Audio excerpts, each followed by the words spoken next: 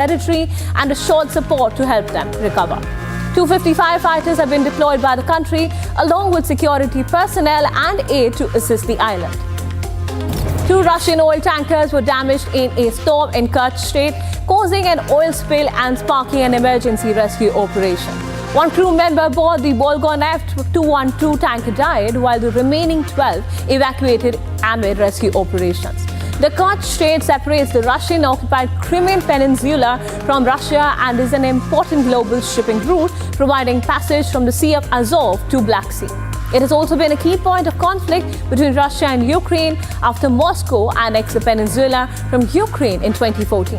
In 2016, Ukraine took Moscow to the Permanent Court of Arbitration, where it accused Russia of trying to illegally seize control of the area.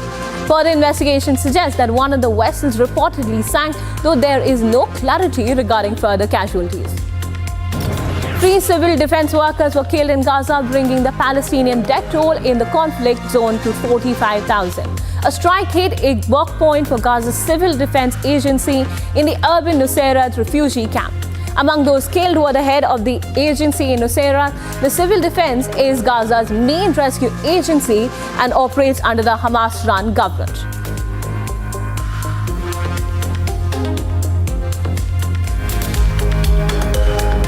Viewers, it's time for a short break. Don't go anywhere as we bring you stories from the world of sports and entertainment on the other side.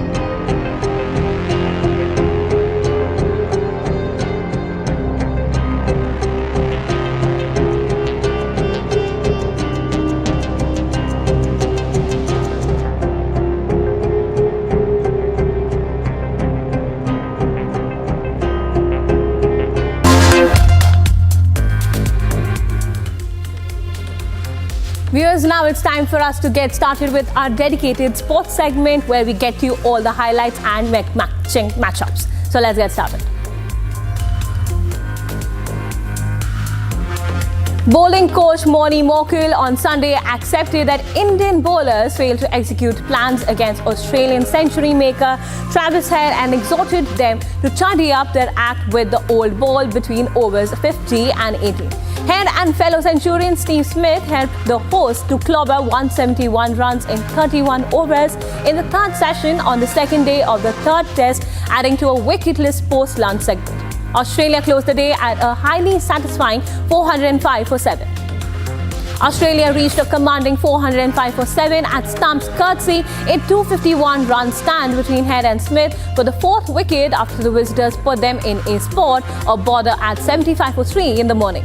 The Indian bowlers, who impressed in the 1st session, lost their way to allow Head and co to dominate the proceedings. Jasprit Bumrah came up with a welcome wickets both in the morning and towards the end of play, was once again the standout bowler for the visitors. It was his second 5-wicket haul of the series and the overall tally stands at 17. Steve Smith, who has gone through a lean period in Tests in his last 20-odd innings apart from a 91 against the West Indies at Brisbane, finally reached the 3-figure mark and surpassed Steve Waugh's tally of 32 Test hundreds for Australia.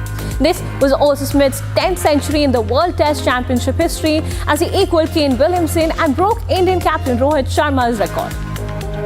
Travis Head destroyed whatever plans India had against him, not for the first time, as he ended up smashing his 4th century against the 2-time WTC finalists in the last 18 months across formats. India first tried the top of the plan against Head. After it didn't work, they quickly changed it to the short ball plan. That was changed quickly as well.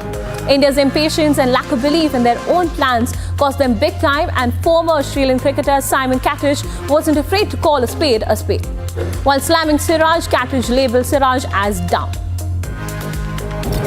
India pacer Akashdeep may not have entered the wickets column on the 2nd day of the 3rd test here, but his ability to make the ball talk earned him high praise from Australian batting mainstay Steve Smith. Smith scored his 33rd Test 100 on Sunday and added 241 runs for the 4th wicket with Travis Head to put Australia in a strong position, having seen off testing spells from the peerless Jasprit Bumrah as well as struggles against Akashdeep. Former England cricketer Isa Guha came under fire after she made a racially sensitive statement on Jasprit Bumrah during commentary on Day 2 of the 3rd Test match of the border Gavaskar Trophy series against Australia at the Gabba. The statement was made shortly after Bumrah got India off to a stunning start in the first innings with 2 quick wickets. The multi-millionaire tag does not mean a lot to new world champion Dicussion, but he doesn't play the game for material gains but for the unbridled joy which he has been able to retain since the time a chessboard used to be the coolest toy for him. Dicussion's father Rajnikant gave up his career as an ENT surgeon to accompany his son on the circuit, while mother Padma Kumari, who is a microbiologist, became the sole earner of the family. Simran Sheikh clinched the biggest check in the Women's Premier League 2025 auction in Bengaluru on Sunday. Gujarat Giants spent a whopping Rs 1.9 crore to sign the Indian batter, making her the second most expensive uncapped player in WPL history. The 22-year-old Mumbai-born cricketer entered the auction with a base price of Rs 30 lakh, but soon witnessed a big battle for her signature. Delhi Capitals were the first team to raise their paddle and were joined by Gujarat Giants to trigger a bidding war. West Indies icon Deandra Doughton bagged a handsome sum of Rs 1.70 crore from Gujarat Giants at the Women's Premier League 2025 auction. Doughton, who came in at the base price of Rs 50 lakh, was the first player to come into the auction. She immediately attracted interest from the UP Warriors and Gujarat Giants at the bidding war in Bengaluru. Both the teams needed firepower and seam bowling options and made their interest clear. US, England, Germany, Australia, New Zealand and Brazil are among the teams that have confirmed their participation in the inaugural Kho-Kho World Cup, which India is hosting from January 13th to 19th. As many as 24 countries have already confirmed their participation in the week-long event, which will be organized at the Indira Gandhi Indoor Stadium in the national capital and at the Noida Indoor Stadium.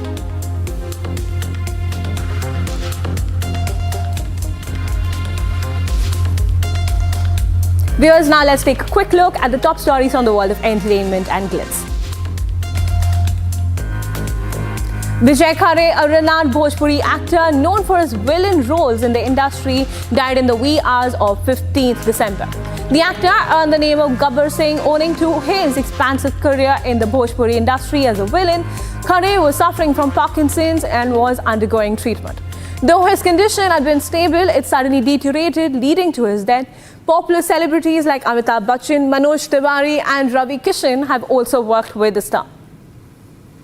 As the festive season begins, hundreds of runners kicked off Christmas celebrations in Mexico City by dressing up as Santa Claus. Along with them, few Grinches and rather Christmas were also seen running the 10-kilometer race. The participants, some occupied with their dogs, flooded the streets with a festive crimson spirit.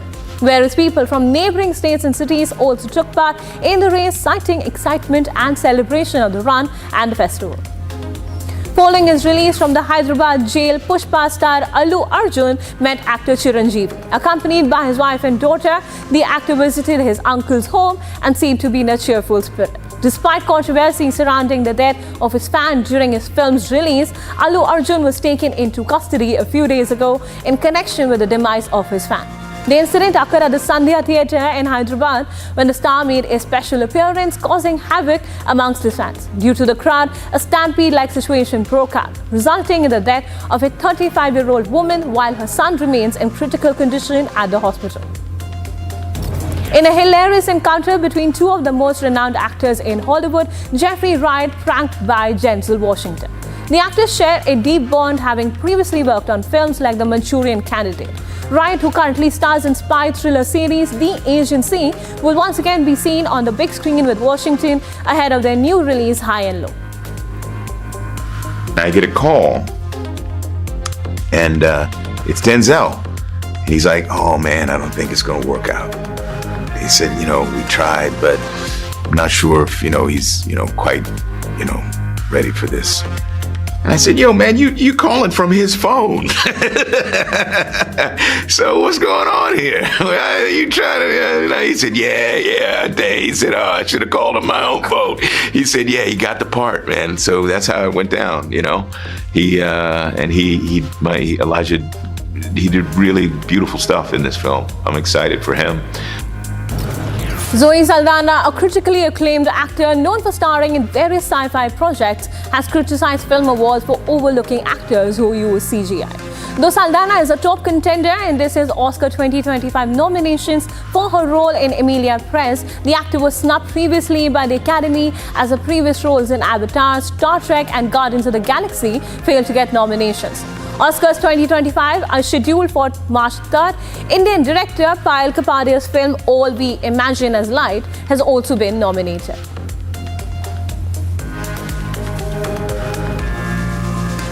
Viewers, and that's a wrap on today's edition of Quick Morning. But don't go anywhere as we bring you the top stories from around the country and the world throughout the day on Republic TV. Stay tuned.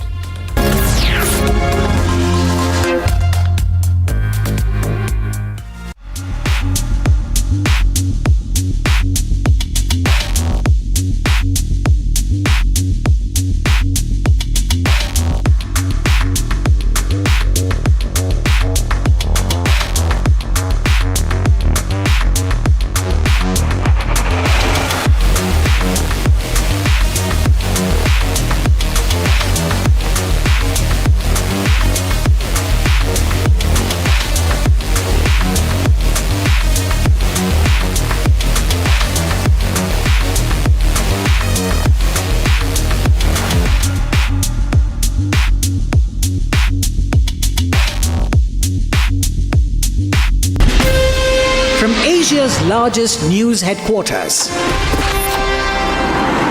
setting the agenda for Bharat.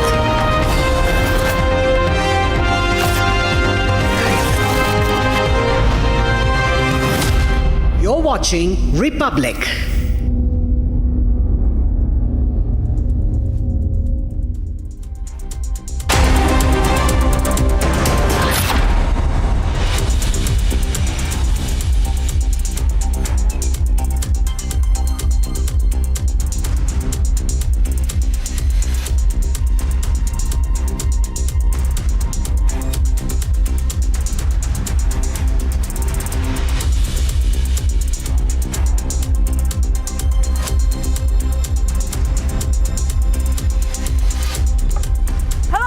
A very good morning. We're live this morning. I'm Shivangi Shukla getting you the latest coming in. And as you can clearly see, today is a Monday morning. And one of the big stories we're tracking on Monday is the Constitution debate, which happened in the Lok Sabha on Friday and Saturday. And now, today, the Rajya Sabha is going to conduct the Constitution debate. So we will be waiting for those proceedings to start around 11 a.m. onwards today. That's going to be very important given the fact that we've seen a lot of strong statements come out from the Indie Bloc and the BJP-led NDA, and with PM Modi's speech as well on Saturday on the Constitution. So we have to wait and watch what will happen in the Rajya Sabha today. But as usual, the headlines we're tracking. Let's get started.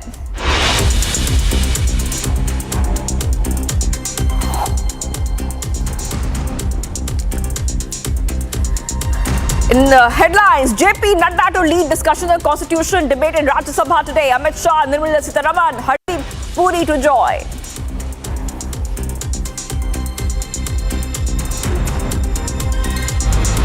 "39 MLAs take oath as Maharashtra Cabinet Minister. Portfolio is yet to be allotted." Sambhal 1 is likely to come up in UP Assembly winter session. Opposition Samajwadi Party to stage protest.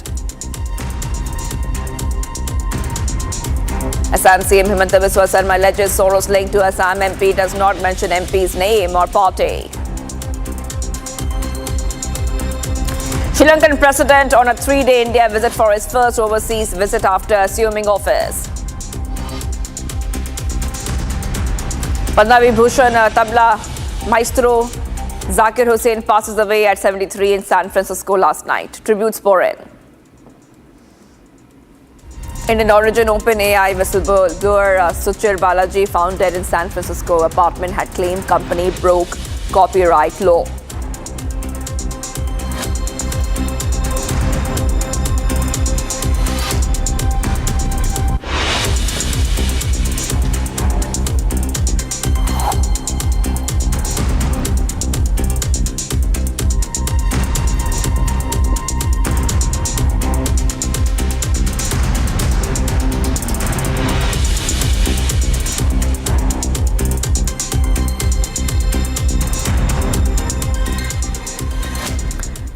Legendary tabla maestro Ustad Zakir Hussain has now passed away.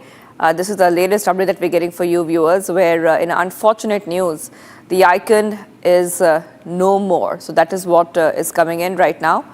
And we'll try to get you more updates regarding this development. But tributes are pouring in. Tragic news has been confirmed by Zakir Hussain's family members. Hussain died due to complications arising out of some health issues. According to the family, he was 73 years of age. He had been hospitalized for the last 2 weeks and was later taken to the ICU as his condition has worsened. The Padma Shri, Padma Bhushan, Padma Vibhushan and 5-time Grammy Award winner made India's mark on the global stage with his talent and excellence.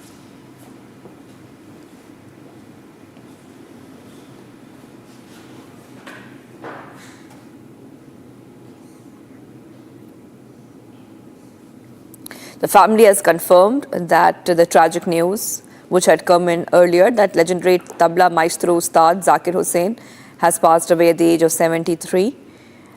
And this has been confirmed by the family members. Hussain died due to complications arising out of health issues. He was not well for the past 2 weeks and was in the hospital for the past 2 weeks. But as we are tracking the tributes pouring in, legendary tabla maestro Ustad Zakir Hussain has been a true icon, taking India to the global stage with his talent and excellence.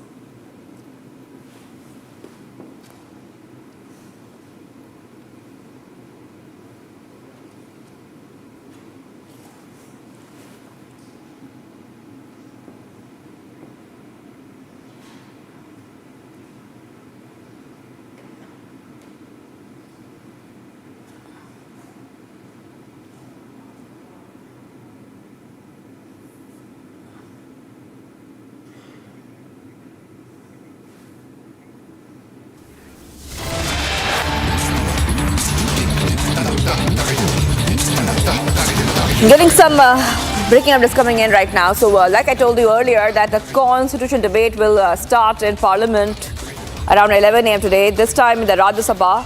The Rajya Sabha is gearing up for the 2-day debate on the constitution starting Monday against the backdrop of growing tensions between Chairman Jagdeep Dhankar and the opposition. Union Minister and BJP Interim Chief JP Nadda to lead the debate in the upper house. Union Minister Amit Shah and Nirmala Sitharaman and Hardeep Singh Puri to also remain in attendance.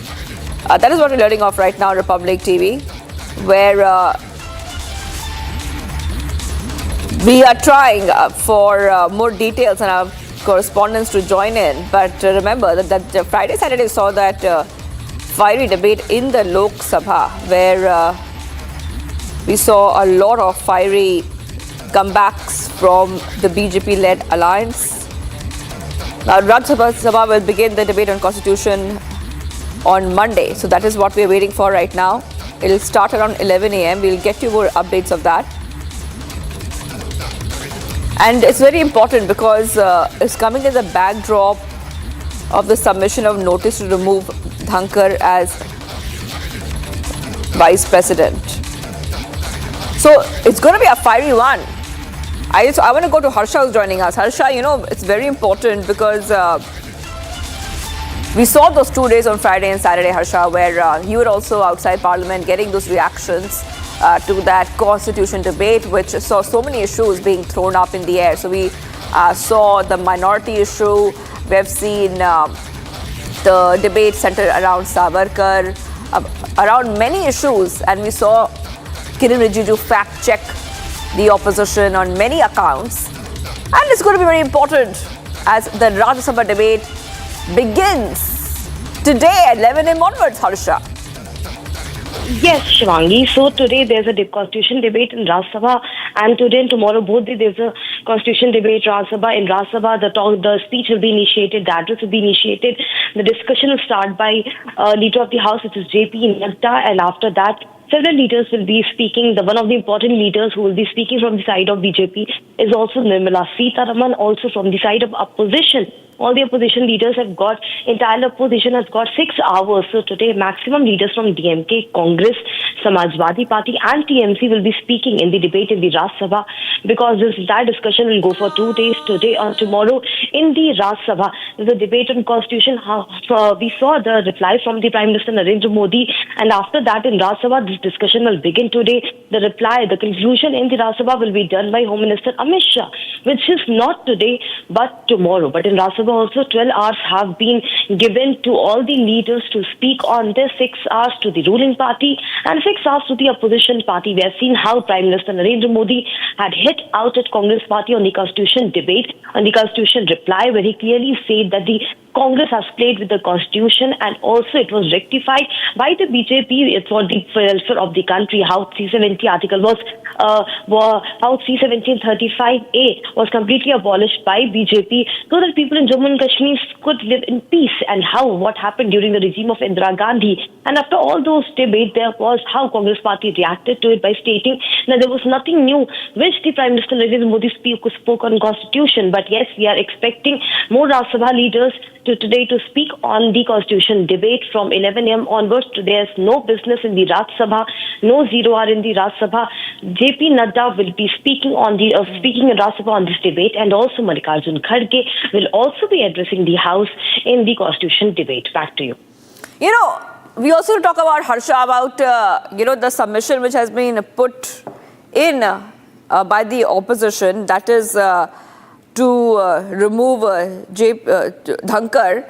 That is very important, given the fact that the opposition has been saying that Jaishankar is taking part in partisan politics. Do you think that this will be one of the key issues which will be raised once the Constitution debate begins today? Samiksha, see, the no confidence motion which was brought by all the opposition against Rajya Sabha Chairman Jagdeep Dhankar has fallen in the pit of the face of all the opposition party, because clearly they needed a 14 days time to even approach this, and also because of the strength and not being united of the entire opposition party together, this no confidence motion has fallen straight. And all right, Harsha, I'll come back to you, because we'll be tracking that story very closely as we count down to the Constitution debate in the Rajya Sabha. Let's move ahead now to what's happened in Maharashtra. And going ahead to Maharashtra politics, remember after the elections, the Mayotte got great numbers.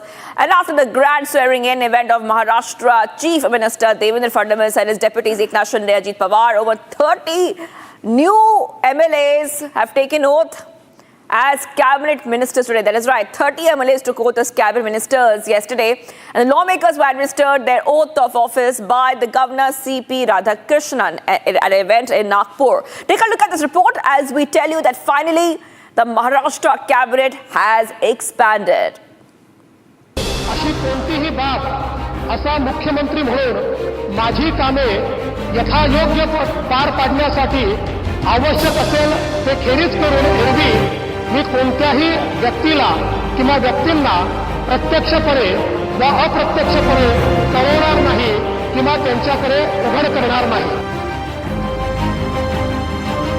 Days after the swearing-in of Devendra Fadnavis as Maharashtra Chief Minister, over 30 lawmakers took oath as members of his cabinet. Maharashtra Governor C.P. Radhakrishnan read the oath to the new ministers at an event in Nagpur. The oath-taking event featured a long line of dignitaries led by Union Minister Nitin Gadkari, Chief Minister Fadnavis and his deputies Eknath Shinde and Ajit Pawar. Among the ministers taking oath were BJP's Maharashtra Chief Chandrasekhar Bawankule and Mumbai Supremo Ashish Salar.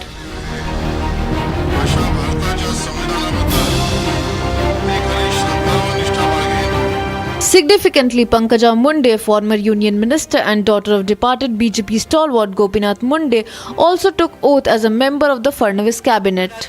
Gopinath Munde ईश्वर साक्ष शपथ घेते की कायद्याद्वारे स्थापित झाले आहे अशा भारताच्या संविधानाबद्दल मी खरी श्रद्धा व निष्ठा बाळगेन.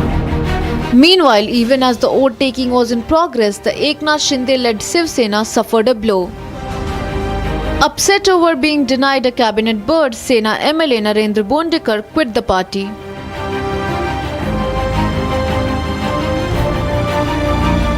With both Bawankule and Selar inducted into the Fadnavis cabinet, it remains to be seen if they continue as BJP's Maharashtra and Mumbai chiefs.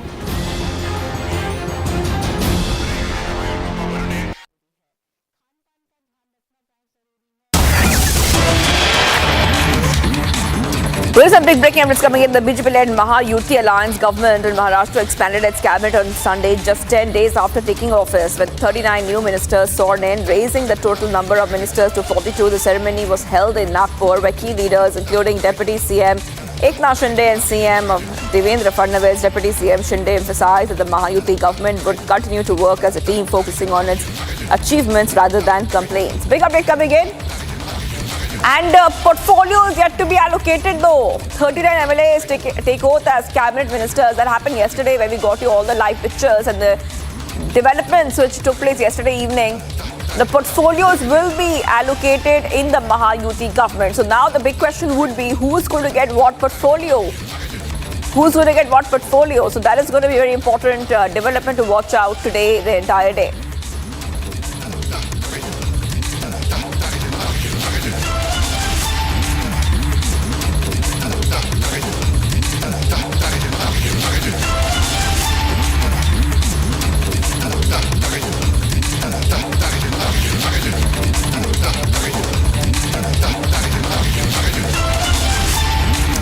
Let's move right now, viewers, to some of the stories we're tracking on a recent visit to the Maoist hit region of Bastar. Union Home Minister Amit Shah has delivered a stern warning to deter these Maoists in the state, as urged them to surrender their weapons to or face tough action. Shah vowed to make the state Maoist free by 2026. Here's a full report. Take a look.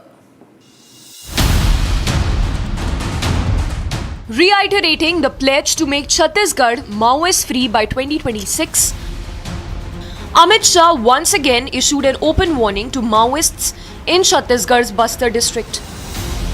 Amit Shah urged Maoists to surrender their arms or face consequences, as the centre won't hold back. आपने फिर से एक बार विष्णुदेव जी पर भरोसा किया है। हम सब कटिबद्ध है छत्तीसगढ़ को 31/3/2026 के पहले नक्सल मुक्त करने के लिए। और जैसे ही छत्तीसगढ़ नक्सल मुक्त होता है, पूरे देश में से नक्सलवाद का खात्मा होता है। और ये संकल्प छत्तीसगढ़ पुलिस का है।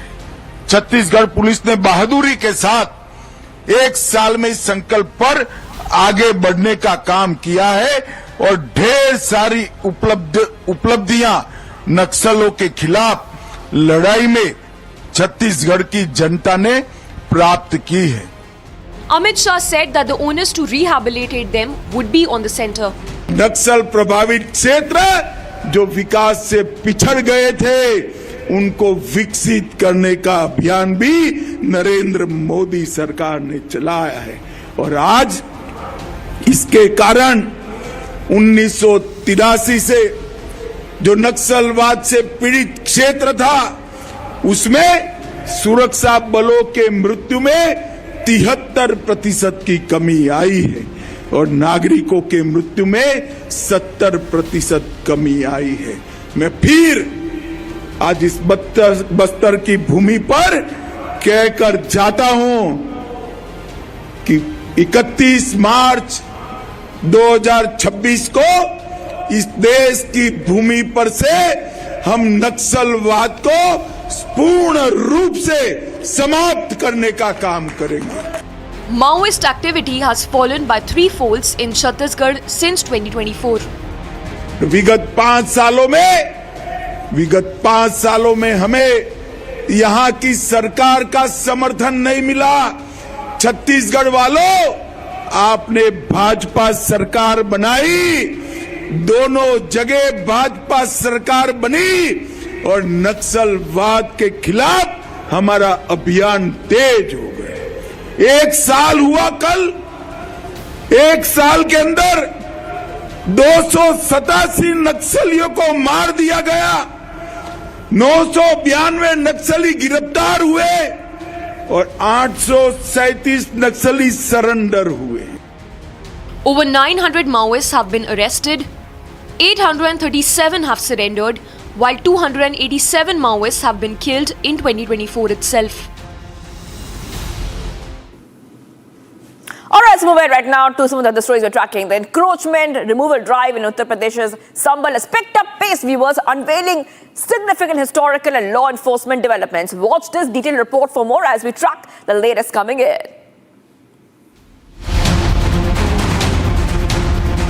In Sambhal, authorities have intensified efforts to remove encroachments and curb electricity theft. A significant discovery was made when Kartik Mahadev Temple and Amrit Koop, sealed for 46 years, were reopened.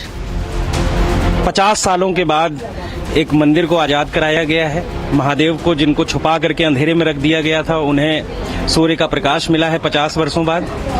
तो मेरे मन में भी बड़ा उत्साह था और मैं बड़ा खुश था कि मैं भी जाऊं और वहां पे जो भी लोग उपस्थित हों, वो चाहे मैं हूं या कोई और, सबका मुंह मीठा कराऊं। और ये हम सबके लिए खुशी का विषय है कि 50 सालों से जिस सत्य को दबा रखा था, वो सत्य आज सबके सामने है। This comes as district magistrate requested for carbon dating of the temple. हमारी 4 तरह की कार्रवाई चल रही है। एक शुरुआत में जो संभल में बताया गया है कि 19 कूप 36 पूर्वे 52 सराय और 68 तीर्थ हैं, उनको खोज करने के लिए एक पूरी टीम लगी हुई है काफ़ी समय से। दूसरा जो अस्थायी अतिक्रमण है नाले पर और सड़क के ऊपर, वो हम हटा रहे हैं। जो स्थायी अतिक्रमण है उसको हम ड्यू प्रोसेस फॉलो करके नोटिस के माध्यम से हटाएंगे। तीसरी चीज़ जो बिजली चोरी का अभियान है, वो भी लगातार जारी है। 6 teams equipped with bulldozers are cleaning encroachments, obstructing drains, with notices issued for permanent structures. CCTV cameras and a 24-hour control room have also been set up to ensure temple security. अभी 46 साल पहला मंदिर मिला है, कुछ दिन बाद 56 साल पुराना मिलेगा, फिर 76 साल पुराना भी मिलेगा, फिर 600 साल पुराना भी मिलेगा। भारत में ये दुर्भाग्य की बात है कि मंदिरों को तोड़ तोड़ कर हिंदुओं की आस्था को ठेस पहुंचाई गई। लेकिन अब सनातन का दौर है। भगवान राम के मंदिर की प्राण प्रतिष्ठा हो चुकी, भगवान राम का मंदिर बनकर तैयार हो गया और आने वाले भगवान कल्की नारायण का मंदिर बन रहा है। Encroachments were removed near the residence of Samajwadi Party MP Zia-ur-Rahman Barq. Authorities also seized 25 illegally stored domestic gas cylinders during the operation.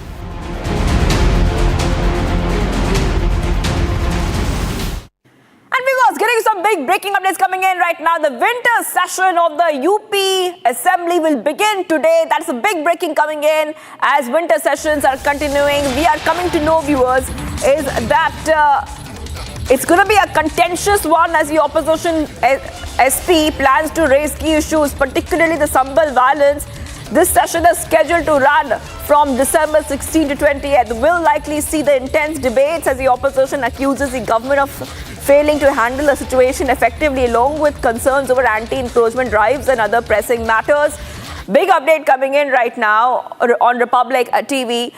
So what is going to happen today? Well, we can tell you that the Sambhal riots is definitely going to be one of the top priorities and top issues which will be raised there. And let's go across to my colleague who's joining us live, Ajay Dubey. Ajay, very important assembly session to begin, winter session of the UP Assembly. Sambhal being a top priority there, we can expect debate on this. We can expect a lot of perhaps to and fro within the opposition there and the BJP-led government. What do you think is going to happen, and what can we expect later in the day as this assembly session kicks off? Go ahead, Ajay. Definitely this time this assembly session is going to be too loud, and yesterday we have seen all party meeting in assembly, and while discussion Samajwadi Party and Congress made it very clear that they will try to have conversation about the Sambhal incident, and then we have seen visuals and bite of Mata Prasad Pandey, leader of Samajwadi Party in assembly, and he made it very clear that his party will oppose it, that incident to happen in Sambhal. Today the leaders of Congress, they will be doing protest outside of assembly, and the leaders of Samajwadi Party, they will be doing protest in front of the memorial. So this is going to be a very loud day today, and we have seen meeting of BJP also. BJP and their alliance, NDA alliance, they had their MLA meeting and they have decided what will be their agenda in this session. And in this session, government wants to clear their due bills and many other things, but the important part is that the opposition is going to make it a clear issue related to Sambhal, and this assembly session is going to be very loud. All right. Thank you for joining us there with all those details. I will be coming back to you, Ajay, because we will be keeping an eye. We will know that a lot of other issues will be raised, especially the farmers' protest will be one of the issues very likely to be raised apart from Sambhal in the assembly in Uttar Pradesh as the winter session kicks off. I will be coming back to you to get those details. Let's move ahead, viewers, to some of the other stories that we are tracking. Controversies erupted once again in Bengal as Minister Firhad Hakim's recent comments stirred political backlash. His statement suggests a stronger minority that would not need to march for justice. That has sparked sharp response from all the corners. Facing backlash, the Kolkata mayor is now on the back foot. Here's a full report highlighting the latest updates coming in all the way from West Bengal. No stranger to controversy, Bengal Minister Firhad Hakim had kicked up a fresh row. Bengal में तो हम 33% हैं, मगर हिंदुस्तान में भी हम सिर्फ 17% है और हमें माइनॉरिटी कम्युनिटी कहा जाता है। मगर हम अपने आप को माइनॉरिटी नहीं सोचते हैं। हम सोचते हैं अगर अल्लाह की रहमत है हमारे ऊपर, अगर तालीम हमारे साथ है, तो हम एक दिन मेजॉरिटी से भी मेजॉरिटी हो सकते हैं और हम अपने अल्लाह की ये मेहरबानी होगी जो हम अपने ताकत से ये हासिल करते हैं। मिছিল करके जस्टिस मांगने से नहीं होगा। अपने औकात, अपने रुतबा ऐसे जगह पर बढ़ा जो तुम खुद जस्टिस देने के लायक होगे। जस्टिस मांगोगे नहीं, जस्टिस दोगे। A day after this remark, the Kolkata mayor seems to be on the back foot. I will not answer anything that BJP is taking communal. I will not answer anything. I am an Indian and I will die as an Indian. I will not answer. You cannot force me. I will not answer anything. I am a secular and I will die as a secular. The BJP is mincing no words. সংখ্যাগরিষ্ঠ হলে বাংলাদেশ, আফগানিস্তানে, পাকিস্তানে যা হচ্ছে তাই হচ্ছে। যখন 50% পেরিয়ে যায় ওরা, তখন তো সংবিধান চলে না। তখন মুসলিম পার্সোনাল ল বোর্ডের যে আইন আছে সেটাকে চালু করা হয়। উনার কথাবার্তা খুব ভয়ঙ্কর। সংবিধানকে হাতে নিয়ে এদের লাজ লজ্জা নেই। Senior CPIM leader Sujan Chakraborty too has condemned Hakim's remarks.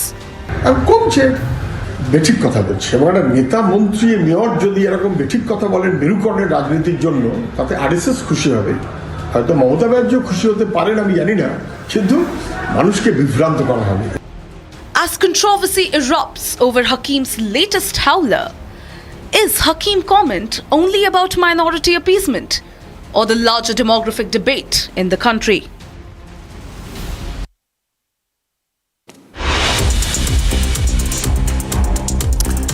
Much coming up amid talks of ceasefire between Israel and Gaza. Israel has intensified the attacks on the Gaza Strip. Much more coming up. Do not go anywhere. We are live this morning, this Monday.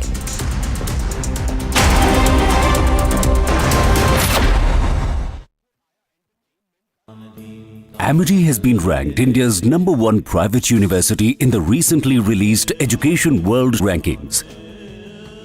A testimony to Amity's globally benchmarked standards in education.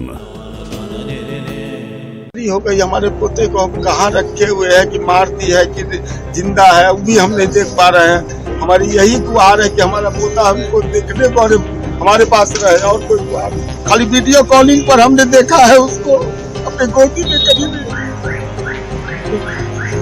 एक दादा के लिए उसका पोता अपने बेटे से भी बढ़कर होता है।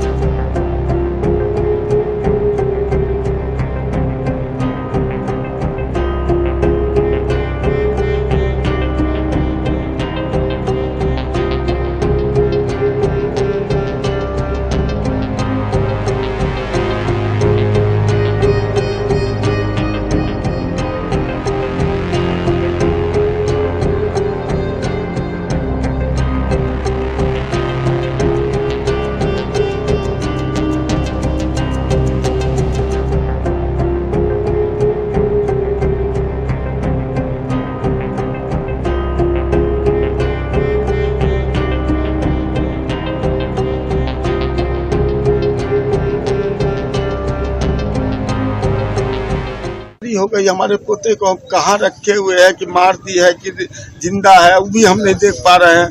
हमारी यही गुहार है कि हमारा पोता हमको देखने को और हमारे पास रहे, और कोई गुहार। हमारी कानून व्यवस्था को हम धन्यवाद देते हैं जो कम से कम मेरी गुहार उन लोग सुन करके और इतना बड़ा हमको राहत दिए हैं। ये बहुत बड़ी राहत की बात है, कम से कम उन लोग गिरफ्तार तो है। यही कहना है कि पोता हमको चाहिए। यदि हमारे प्रधानमंत्री हैं मोदी जी, योगी जी हैं, नीतीश जी हैं, तेजस्वी जी हैं, और जो हमारे नेतागण हैं, रामनाथ जी हमारे बगल के हैं। अच्छा, हमको गुहार उनसे यही है कि मेरा पोता हमको मिले, और कोई गुहार नहीं है हमको। पोता से आपने कभी फिर इधर बातचीत हुई? हम तो कभी गए नहीं बेंगलोर, हम कैसे देखते।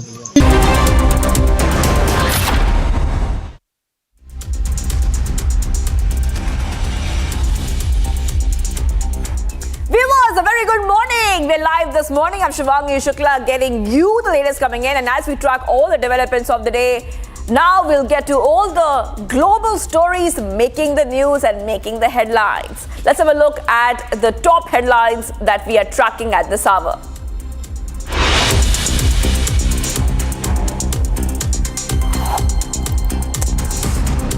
Israel continues to pound Gaza. At least 16 people killed in Khan Yunis in Israeli airstrike. Israeli government approves plan to increase expansion in the Golan Heights. Says no intention of confronting Syria. Netanyahu confirms phone call with Donald Trump. Reaffirms Israel's determination to continue acting against Iran and its armed proxies. Hundreds of people killed in French territory after Cyclone Chido hits the country. Mass shootout at a makeshift nightclub in northern Houston leaves 2 teenagers dead, 3 others injured.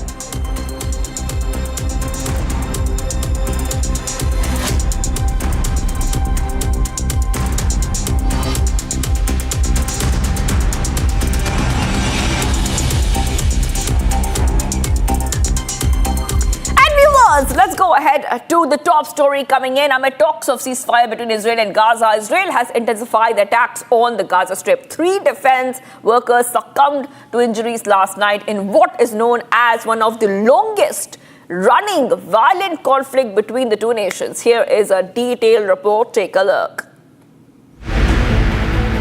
According to reports, Israeli Prime Minister Benjamin Netanyahu could be ready to end the assault on Gaza Strip. Israel's armed offensive killed over 44,000 people, while many lost under the rubble and presumed dead. As the civilians hope for a ceasefire, airstrikes have since intensified on the Palestinian territory. من الملاحظ في الوقت الراهن انه الجانب الاسرائيلي كلما اقتربوا الاتفاق لتسوية اتفاق مع الجانب الفلسطيني يزيد من الضربات العسكرية والعمليات الاغتيالات وتصفية العائلات والمدنيين واستهداف المدنيين بشكل كبير وملحوظ، في حين جميع الاجواء والاحاديث المتداولة في الساحات العربية والدولية عن قرب وتهدئة. The civilians have been bearing the brunt of Israel's armed offensive in the Gaza Strip, with destruction in buildings, hospitals, and endangering lives of those who have made this far. The Nusayrat refugee camp was also hit in central Gaza, as several residential neighborhoods also came under the fire. نحن في داخل المستشفيات لا نستطيع أن نستقبل مثل هذه الأعداد الكبيرة، وخاصة أن المنظومة الصحية في المستشفيات منهارة بسبب أن جيش الاحتلال قام بإغلاق المعابر ومنع وصول الأدوية والمستلزمات الطبية. Access to healthcare, food and clean water has been limited to the civilians since the beginning of the war, despite growing efforts by various countries to send aid. Northern Gaza remains under siege as Israeli authorities differ about the possibility of a ceasefire. And viewers, over 50 Syrian Navy vessels were partially submerged in water after Israeli airstrikes destroyed military infrastructure across Syria following the Assad regime's collapse last week. Take a look at this report as we highlight these latest developments. 15 days after Israeli forces struck Syria's Latakia port, remains of 15 naval vessels lie half sunk in the water. Earlier this month, Israeli forces struck Syria's navy and damaged military infrastructure. Israel targeted weapon production sites in the cities of Damascus, Homs, Tartus, Latakia and Palmyra. It destroyed air defense systems, military airfields and missiles depots. The warplanes struck vessels led to leak of oil and diesels. بعد يومين من ضربة إسرائيل للزوارق والقواطر العائدة للجيش داومنا يعني بعد يومين من الضربة جينا شفنا القواطر تاعت الجيش مدمرة. نحن كمرفأ اللاذقية تضرر عنا زورق الضابطة والمبنى تبع الصيانة. Drone shots show that several military and civilian ships were destroyed. وجينا على المرفأ هون باللاذقية كان في كتير خراب وتقريبا شبه مدمرين 3/4 الأبنية والبنى التحتية. وهلا بلشنا الحمد لله ننظم الأمور هون وصارت الأمور كلها تمام الحمد لله. بالفترة القريبة راح يشتغل المرفأ مثل قبل وقبل 2010 وأحسن إن شاء الله. الأمور كلها جيدة. The IDF say that its warplanes had conducted more than 350 airstrikes on targets across Syria. In the latest, IDF had deployed its forces into the demilitarized buffer zone between Syria and occupied Golan Heights. Israeli Prime Minister office said that the collapse of Assad's rule had created a vacuum of Israel's border and in the buffer zone. The Israeli military said that it sent its troops to provide security of the Israeli-controlled Golan Heights.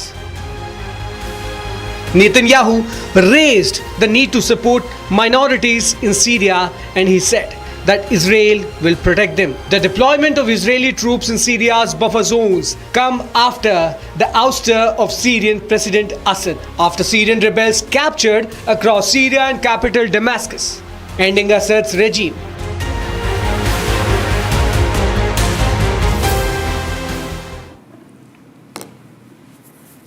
Christians in Syria held their first mass since the fall of the Assad regime. This comes after the rebel forces took over Damascus a week back, marking an end of Bashar Assad's rule. Take a look at this report for more. Christians in Syria gathered in churches on Sunday for their first mass after the end of Assad's rule. The rebel forces in Syria took over the country last week, leading to collapse of Assad's regime. Ever since Hayat Tahrir al-Sham took over the country, Christians in the region remain in fear. كمان اليوم طلبوا صلواتنا لنفتح صفحة جديدة يمكن بمستقبل سوريا. نأمل بمستقبل جديد، مستقبل فعلا حر، مستقبل يضمن لنا حقوق، يضمن لنا حياة عيش كريم.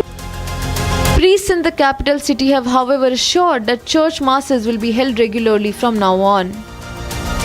كان في عنا يعني كان في حالة خوف الأسبوع الماضي نهار الأحد وما والتغت الصلوات فجأة لأنه كان في خوف بالطريق نتيجة الشيء اللي صار، بس هلا الحمد لله الأمور صارت أحسن ورجعنا نصلي اعتبارا من اليوم يعني كأحاديث رسمية كل نهار أحد.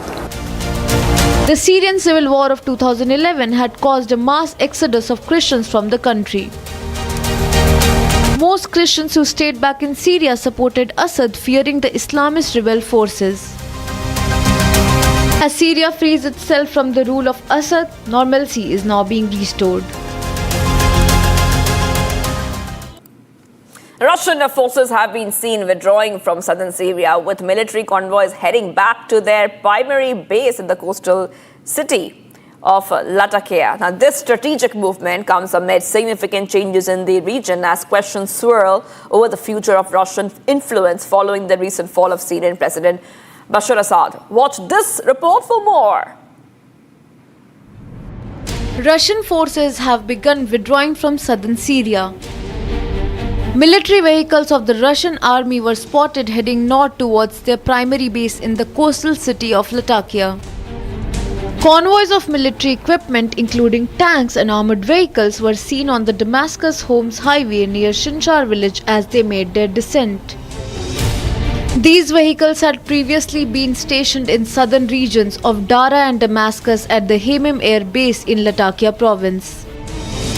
Russian helicopters were spotted circling overhead as their convoys returned to the base. Meanwhile, rebels from the HTS stationed at the base confirmed that they have had no contact with the Russian forces. ما في نحن كعناصر ما في أي تواصل معهم، ممكن يكون في تنسيق أو مع إدارة العمليات العسكرية. They added that they had only received orders to remain stationed there. هو بالنسبة لموقعه مهم كتير وإجتنا الأوامر إنه نكون موجودين بالمطار. The withdrawal comes amid ongoing uncertainty about Russia's role in the region after Syrian President Bashar Assad stepped down. Russia has been an ally to Assad and is now giving him asylum. Russian troop movement in the region raised questions about Moscow's continued ability to project power in the Middle East. As Russia withdraws its forces from southern Syria, the future of Russian influence in the region now remains uncertain. France's Indian Ocean territory of Mayotte has been struck by the worst cyclone in over a century, as France has sent multiple rescue teams. At least 11 deaths have already been reported. Watch how Mayotte is now recovering from the deadly Cyclone Chido. Take a look. At least 11 people have been killed by Cyclone Chido on 14 December. A landfall caused by fast-moving winds hit the island, risking the lives of its 3 lakh residents. Most of Mayotte's residents live in shacks that have been destroyed by the cyclone.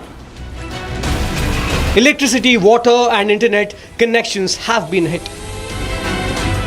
They are now dependent on aid from Paris. French President Emmanuel Macron expressed solidarity and promised that the country will be there for the people of Mayotte. 250 firefighters have been deployed along with the security personnel and aid workers to ease the situation in cyclone-hit zones. As per health officials' record, around 246 people have been injured. And while the death toll remains yet to be ascertained, it is feared that the count might be higher. Nearby islands of Comoros and Madagascar also have been hit by the cyclone.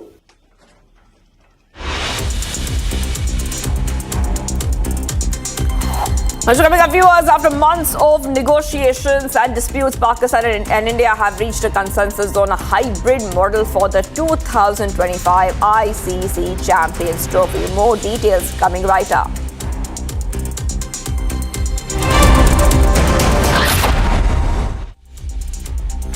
Ice बोला था लाने को, लद्दाख चला गया, पूछा phone पे इतना busy क्यों है, तो क्या बोला तू? हाँ, mountains were calling.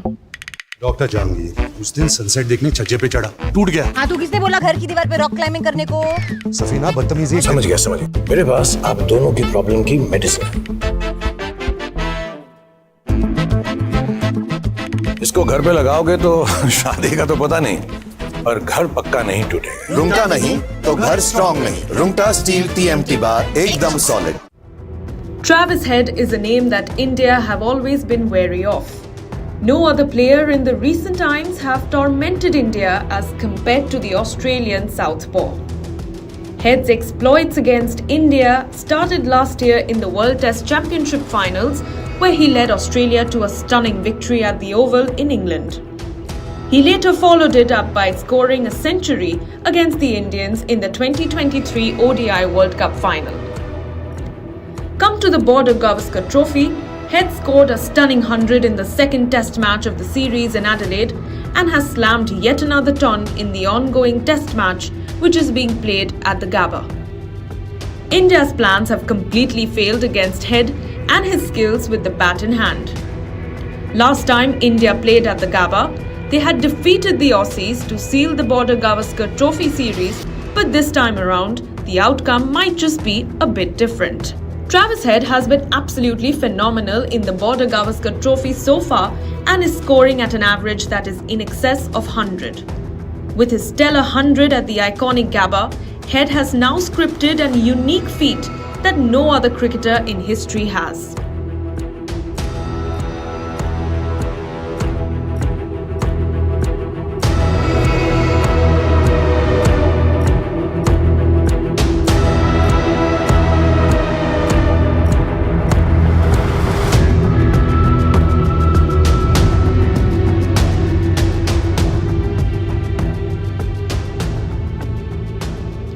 Head has scored a king pair and a century at the same venue in the same calendar year.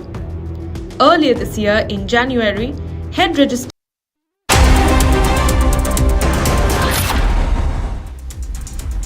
Hello viewers, welcome back, and now we have our big sports update coming in for all our sports lovers. We see that after months of negotiations and disputes, India and Pakistan have reached a deal for the Champions Trophy. Take a look at this report where the deal works on a hybrid model. After weeks of intense negotiations, the controversy surrounding the 2025 Champions Trophy appears to be nearing a resolution. According to sources within the Board of Control for Cricket in India, the International Cricket Council and the Pakistan Cricket Board, a final decision is expected soon. Pakistan will remain the official host of the championship, but with a twist. 5 out of 15 games, including the highly anticipated India-Pakistan match, will be played in a second country, likely the United Arab Emirates. The BCCI and PCB have reportedly reached a middle ground on the issue of hosting ICC events in India, which was a major point of contention. The PCB may have been offered an honourable exit route, allowing them to present the outcome as a victory. Pakistan may also be allotted a global ICC women's event in the 2027-31 cycle as part of the agreement. The PCB had initially opposed the hybrid model, with Chairman Mohsin Naqvi expressing his concerns publicly. However, it appears that his concerns have been addressed, and some form of monetary compensation may also have been granted. The ICC is expected to convene a meeting on Saturday to formalize the agreement. The meeting will likely provide a stamp of approval for the agreed upon terms, bringing an end to the prolonged saga. The resolution of the Champions Trophy controversy will come as a relief to cricket fans worldwide. The tournament is expected to be a major success, with the hybrid model providing a unique and exciting experience for spectators. The final schedule of the Champions Trophy was expected to be announced on the 11th November 2024, but the never-ending tug-of-war going on between both the two boards has increased problems for the ICC. It is now being said that ICC might have missed a contractual deadline for the release of the tournament's schedule. The stakeholders associated with the event needed the schedule to be released 90 days before the event. The Mohsin Naqvi-led Pakistan Cricket Board has refused to host the tournament in a hybrid model, whereas the Board of Control for Cricket in India has written to the ICC that Rohit Sharma and company will not travel to Pakistan. As per the format of the tournament, top 8 teams are to play the Champions Trophy. Sri Lanka missed the cut by a whisker as they ended on the 9th spot in the ODI World Cup that they played last year. If India refrains from playing the Champions Trophy, Sri Lanka will end up playing the upcoming marquee ICC tournament.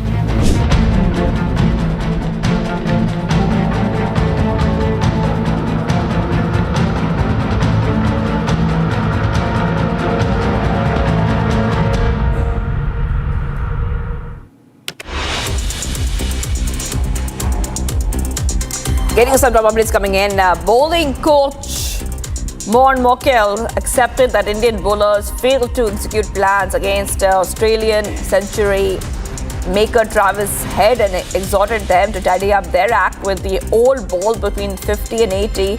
Head and fellow Steve Smith helped the host to clobber 171 runs and 31 overs in the third session on the second day of the third test, adding to a wicketless post-lunch segment. Australia reached a commanding 405 for 7 at stumps, courtesy a 241 run stand between Head and Smith for the fourth wicket after the visitors put them in a spot of bother at 75 for 3 in the morning. The Indian bowlers, who impressed in the first session, lost their way to allow Head and company to dominate the proceedings.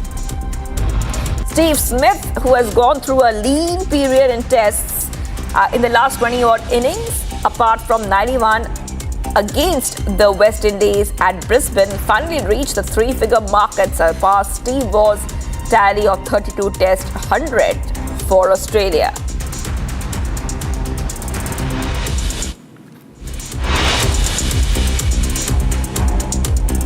Much coming up following the release from the Hyderabad jail, Pushpa star Allu Arjun met actor Chiranjeevi. More details coming right up. Stay tuned.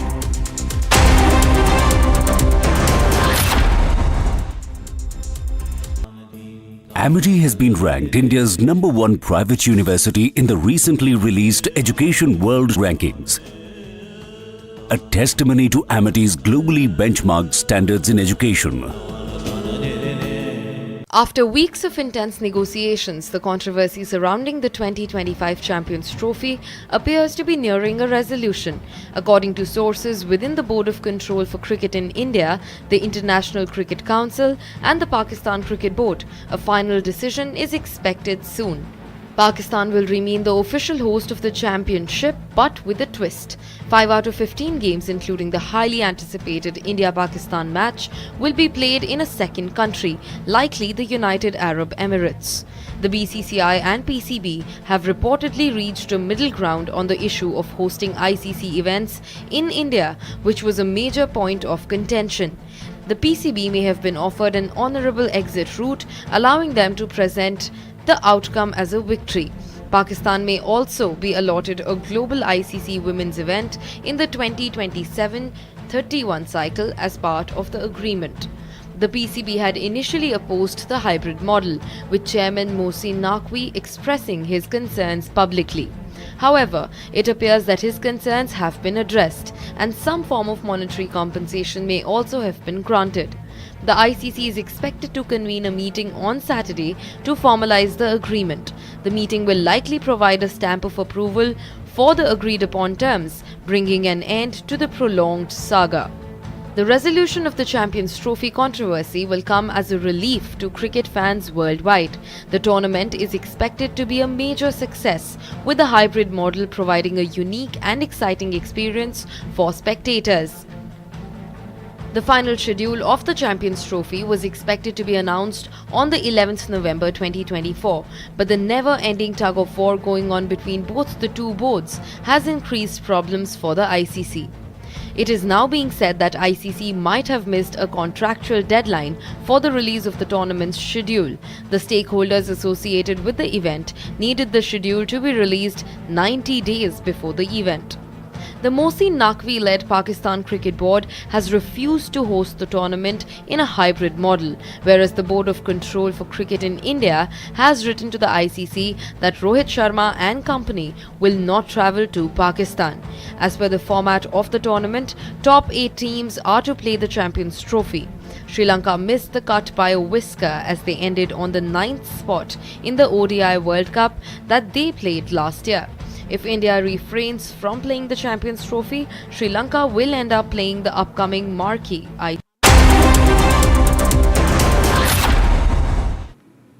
Viewers, welcome back. Now we'll tell you all this is happening in the world of entertainment and glamour, Bollywood and Hollywood. Let's get started. Vijay Khare, a renowned Bhojpuri actor known for his villain roles in the industry, died in the wee hours of 15th of December.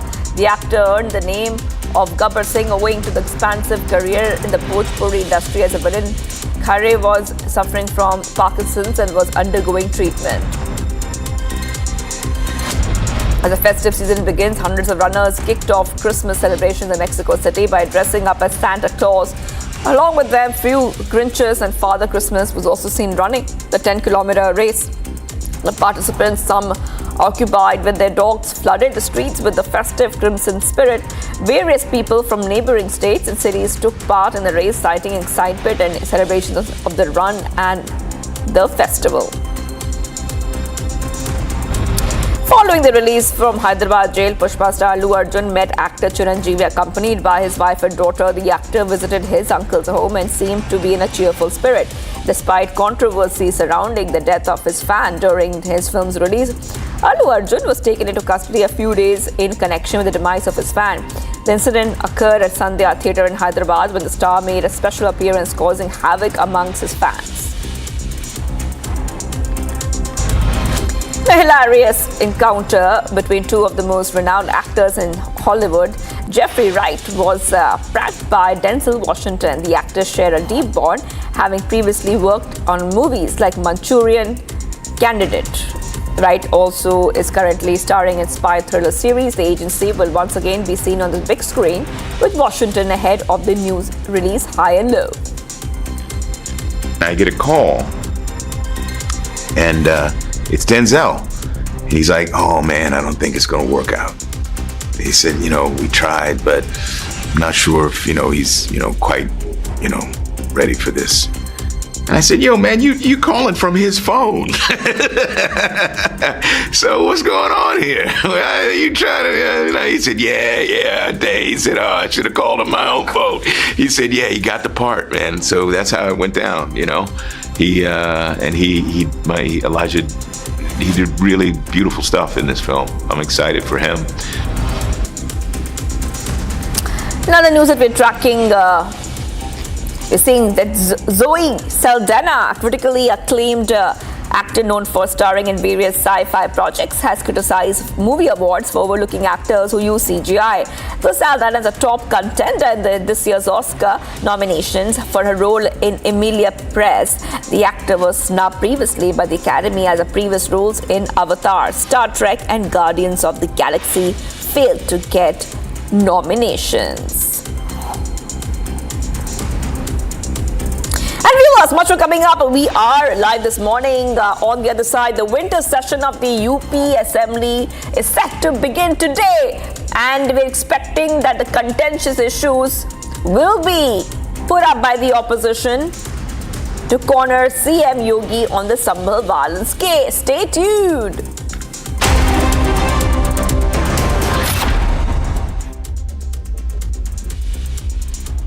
उस दिन sunset देखने छज्जे पे चढ़ा, टूट गया। हाँ, तो किसने बोला घर की दीवार पे रॉक क्लाइंबिंग करने को? सफीना बदतमीजी। समझ गया। मेरे पास आप दोनों की प्रॉब्लम की मेडिसिन है। इसको घर पे लगाओगे तो शादी का तो पता नहीं, पर घर पक्का नहीं टूटेगा। रुंगटा नहीं तो घर स्ट्रॉन्ग नहीं। रुंगटा स्टील TMT बार एकदम solid.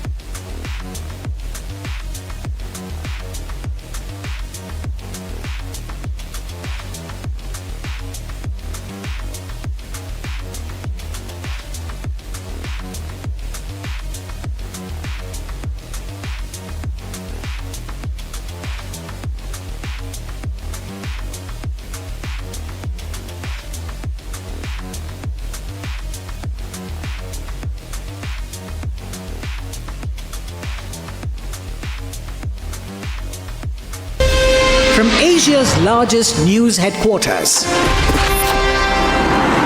setting the agenda for Bharat.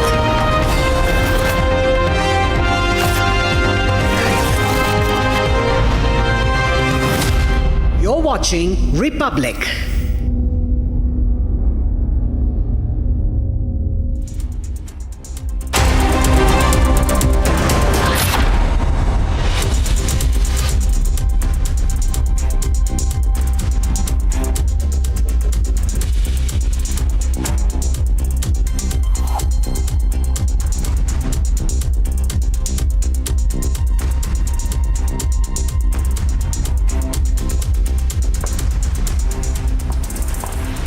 A very good morning. Thank you for tuning in to Monday's edition of Live This Morning. I'm Samiksha Srivastava. The big focus today will be on the Constitution debate face-off in the Rajya Sabha today. It will be JP Nadda followed by the Union Home Minister Amit Shah as well as Sitharaman, who will be speaking in the Parliament, whereas LOP, it will be Mallikarjun Kharge, who will be speaking in the Rajya Sabha, leading the opposition charge. We'll get you the details of what's expected today in the Parliament. First, the headlines.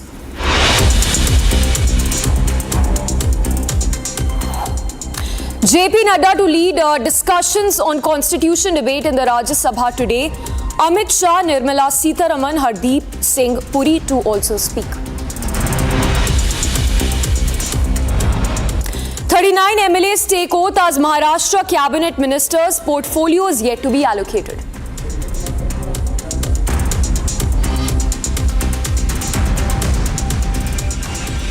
Sambhal violence likely to come up in UP Assembly winter session beginning today. Opposition Samajwadi Party to stage protest.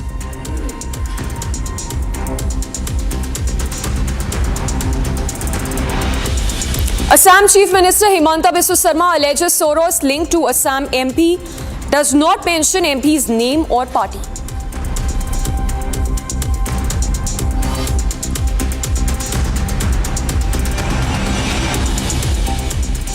Sri Lankan President on a 3-day India visit for his first overseas visit after assuming office.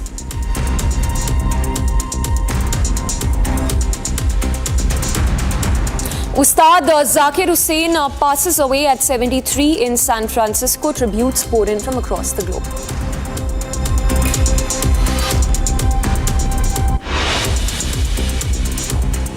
Indian origin OpenAI whistleblower Sujit Balaji was found dead in San Francisco apartment, had claimed company broke copyright law.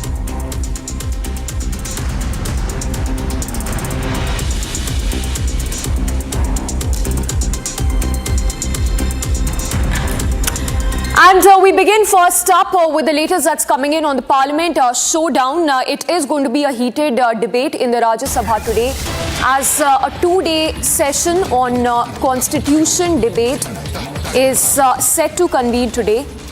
It will be JP Nadda followed by, JP Nadda, yes, and the Union Home Minister as well as Finance Minister Nirmala Sitharaman, who will be speaking in the Rajya Sabha today.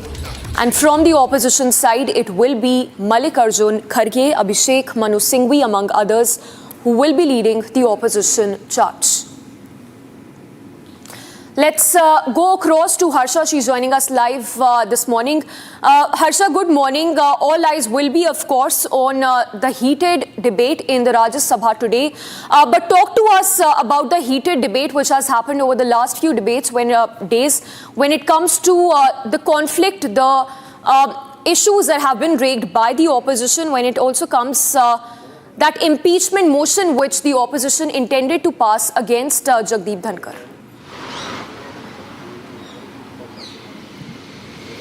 Yes, Samiksha rightly stated. So the opposition went on against the chairman Jagdeep Dhankar in the Rajya Sabha, and also they hit it out at chairman by stating that chairman has a partisan behavior towards the opposition and the ruling party, and that was the reason why no confidence motion and impeachment motion was brought against the chair, but it fall straight into the pit in the face of the opposition parties, because clearly this couldn't stand because of several protocols and guidelines which is set in the constitution as well, the 14 days time which is needed and the strength also which is required. But today it will be very interesting to see that on the constitution debate whether the House Rajya Sabha will run or not, because Samiksha, if you remember last entire week we have seen that how Rajya Sabha couldn't work, it couldn't function every time it went through the adjournment. Therefore it is being said that this constitution debate, the opposition has to be very mindful of what they are speaking in their addresses. Today in Rajya Sabha Sabha, the constitution debate will begin at 11 o'clock and the speech will be addressed and first started by JP Nadda, the leader of the House, and also the key speakers from the side of BJP are going to be Hardeep Puri and Nirmala Sitharaman. We are also expecting from the side of opposition, from Congress, Mallikarjun Kharge, Abhishek Manu Singhvi to speak, and from the DMK we are expecting Tiruchi Shiva to take the lead from his party, while from Biju Janata Dal there are in total 5 speakers who will be speaking on the Constitution Day. So today and tomorrow the Constitution debate Samiksha is in Rajya Sabha. 6 hours has been allotted to NDA and 6 hours has been given to the ruling, 6 hours have been given to the opposition party. So altogether today, how the Rajya Sabha will look like, whether they are going to take up the Adani issue or whether they are going to speak entirely on the Constitution will be the main and major focus of today's proceedings in Rajya Sabha. However, we have seen in Lok Sabha how Rahul Gandhi and Priyanka Gandhi completely deviated from the Constitution debate. They were speaking more on the issues which are not the concerns of the Constitution, and how Prime Minister Narendra Modi during the reply in Lok Sabha hit it out at opposition party without even batting an eyelid, where he clearly stated that what happened during the course of emergency, how the country was again and again has to face the repercussions of the holdings of the Gandhi family, and how this is one parivar which has only Rouge, and how for them poverty. Harsha, just a quick follow-up question. You know, one of the bone of contentions between Jagdeep Dhankar and the opposition has been Rule 267, which Dhankar has time and again said that it has been misused by the opposition. Quickly run us through that pointed charge by Jagdeep Dhankar 1, and the opposition's charge on Dhankar on the other hand, which claims that Dhankar has been partisan in his approach when it comes to the Rajya Sabha proceedings. So last proceeding, Samisha, we saw where Jagdeep Dhankar hit it out and lambasted at the opposition party by stating that opposition leaders have not respected the chair, and time and again they have flouted the rules. Yes, adjournment notice 267 is the right of the opposition party, but opposition party by giving 50 adjournment 267 just on the Adani issue have clearly misused the power and guideline of the House, and this was where we saw a heated assertive argument between both Chair Jagdeep Dhankar and Mallikarjun Kharge. In fact, Mallikarjun Kharge went on by calling Chair that he won't respect the Chair if the Chair will not respect the leader of opposition. This we saw during last week when there was such argument between both the Chair and Mallikarjun Kharge. In fact, there was a meeting in the chamber of chairman which was also called so that the House could function smoothly. But we have seen how disruption, ruckus and chaos and how disrespectful terms were used by the opposition party for the Chair Jagdeep Dhankar. So we have to wait and watch exactly the situation in Rajya Sabha will be same, or there will be some change in the attitude of opposition party for the smooth run and function of Rajya Sabha today in the Constitution debate. Back to you. All right, Harsha, thank you for the moment. We will of course keep coming back to you through the day when the session begins. For now, we switch focus to other stories. Now, the suspense over portfolio allocation in Maharashtra under Mayotte 2.0 government still hovers, as the oath taking has of course happened of the 39 newly inducted MLAs, but the statement has not come in yet from the Maharashtra government as to which portfolio is going to be given to the Maharashtra ministers. Take a look at this report.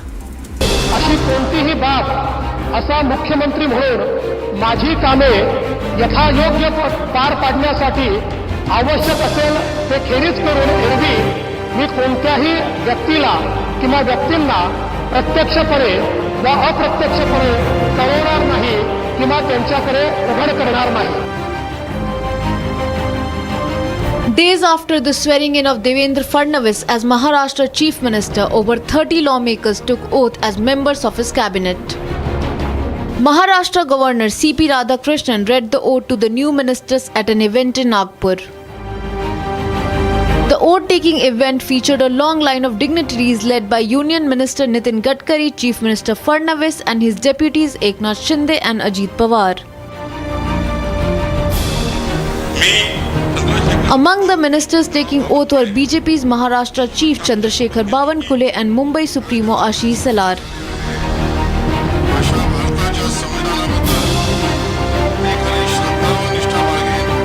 Significantly, Pankaja Munde, former Union Minister and daughter of departed BJP stalwart Gopinath Munde, also took oath as a member of the Fadnavis cabinet. Gopinath Munde ईश्वर साक्ष शपथ घेते की कायद्याद्वारे स्थापित झाले आहे अशा भारताच्या संविधानाबद्दल मी खरी श्रद्धा व निष्ठा बाळगीन. Meanwhile, even as the oath-taking was in progress, the Eknath Shinde-led Shiv Sena suffered a blow. Upset over being denied a cabinet berth, Sena MLA Narendra Bondekar quit the party.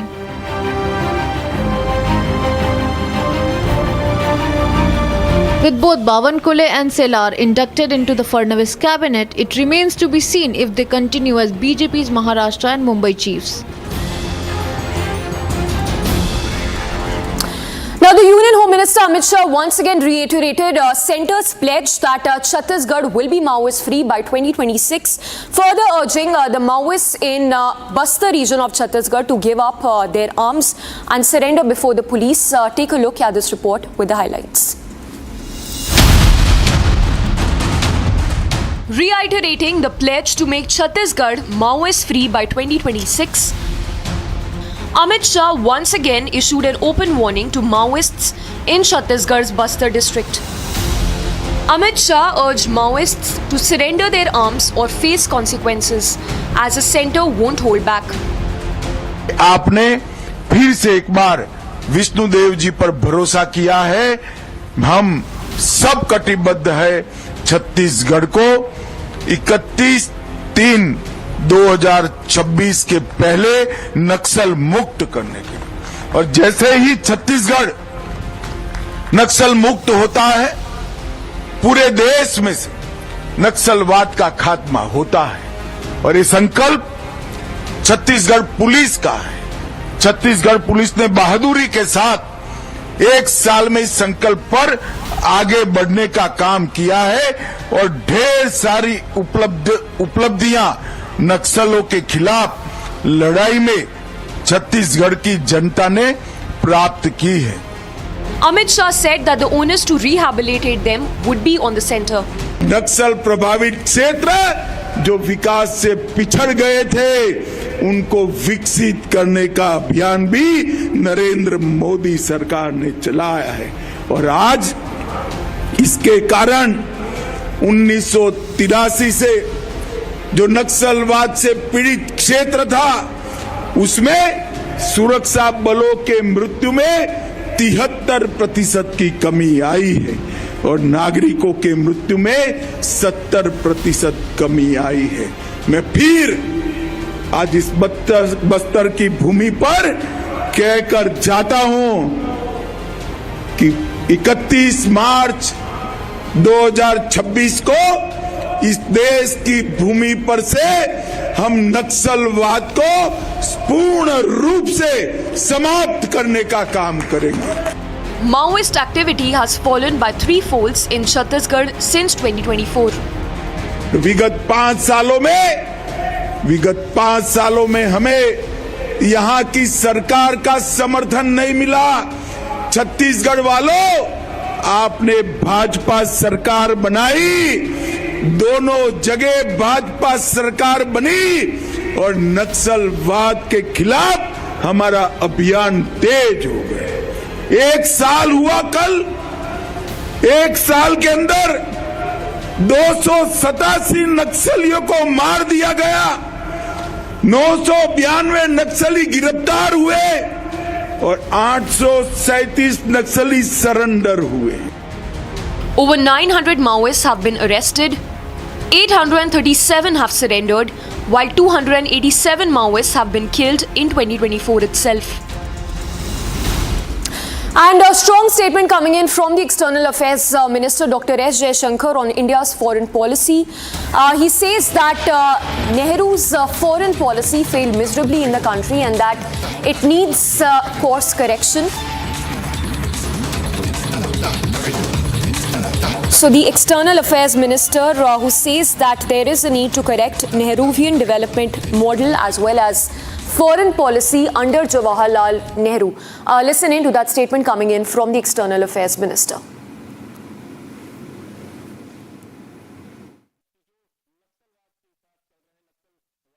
Now, if one reflects on foreign policy, there are four big factors which should cause us to actually ask ourselves what are the changes which are necessary in foreign policy.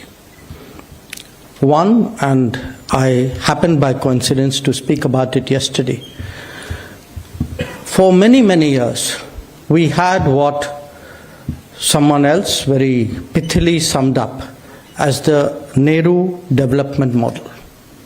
That was a book which was yesterday released it was Dr. Arvind Panagaria's book. Now, the Nehru foreign development model produced a Nehru foreign policy. I mean, it was obvious. And it wasn't just what was happening in our country. There was an international landscape in the 40s and 50s and 60s and 70s, which was bipolar. Then there was a unipolar landscape. And both those landscapes have also changed. On top of it, we have seen, particularly the last 25 years, a very intense globalization, a strong interdependence between countries. So in a way, the relationship and the behavior of states towards each other has also changed. And finally, if one looks at the impact of technology on foreign policy, technology on state capability, technology actually on our daily existence, that too has changed. So if the domestic model has changed, if the landscape has changed, if the behavioral pattern of states have changed, and if the tools of foreign policy has changed, how can foreign policy remain the same?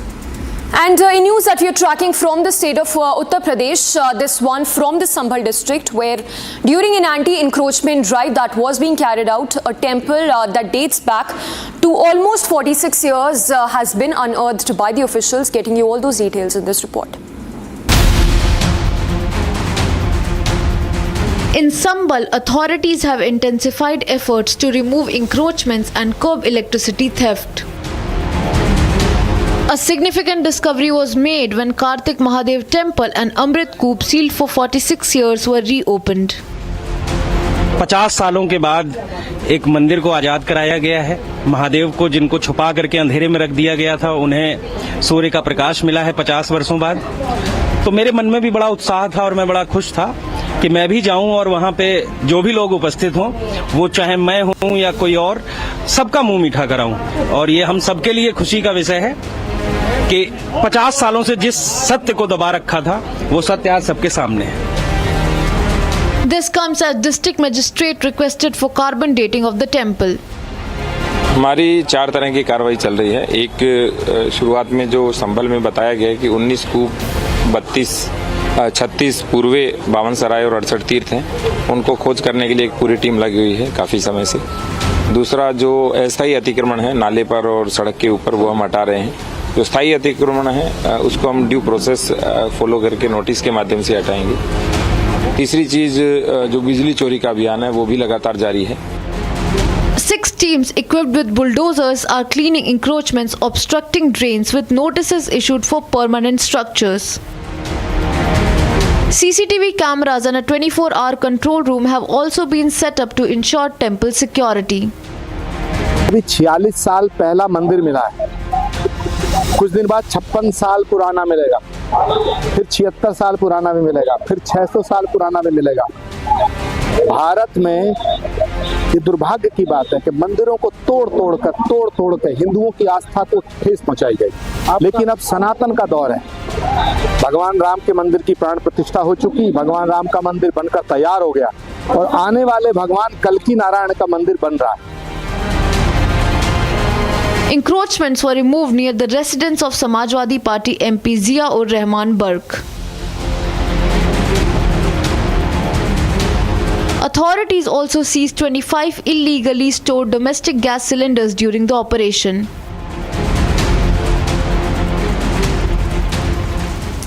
Muslims will soon become a majority. Well, those were the remarks that were made by Bengal Minister Firhad Hakim that have drawn sharp response from the BJP, accusing the Bengal Minister of sparking communal hatred.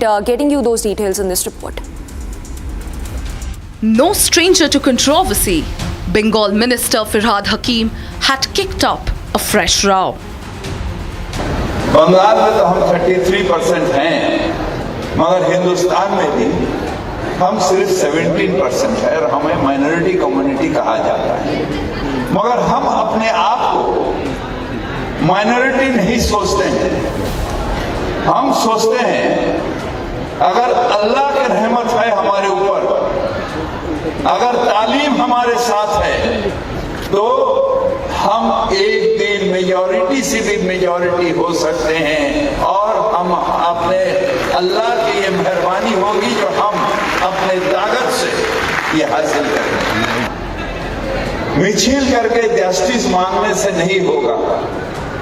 अपने औकात, अपने रुतबा ऐसे जगह पर बढ़ा जो तुम खुद जस्टिस देने के लायक होगे। जस्टिस मांगोगे नहीं, जस्टिस दोगे।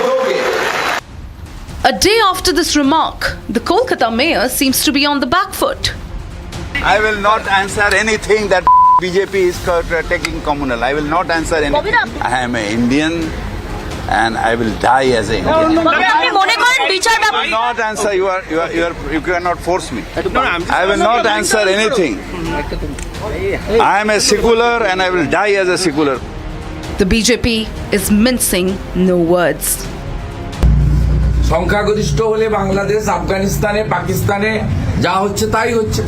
যখন 50% পেরিয়ে যায় ওরা, তখন তো সংবিধান চলে না, তখন মুসলিম পার্সোনাল ল বোর্ডের যে আইন আছে সেটাকে চালু করা হয়।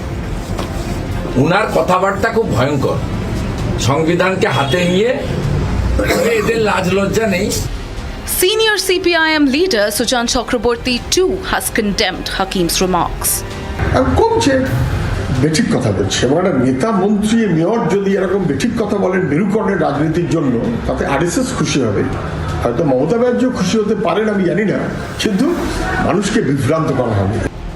As controversy erupts over Hakim's latest howler, is Hakim comment only about minority appeasement or the larger demographic debate in the country?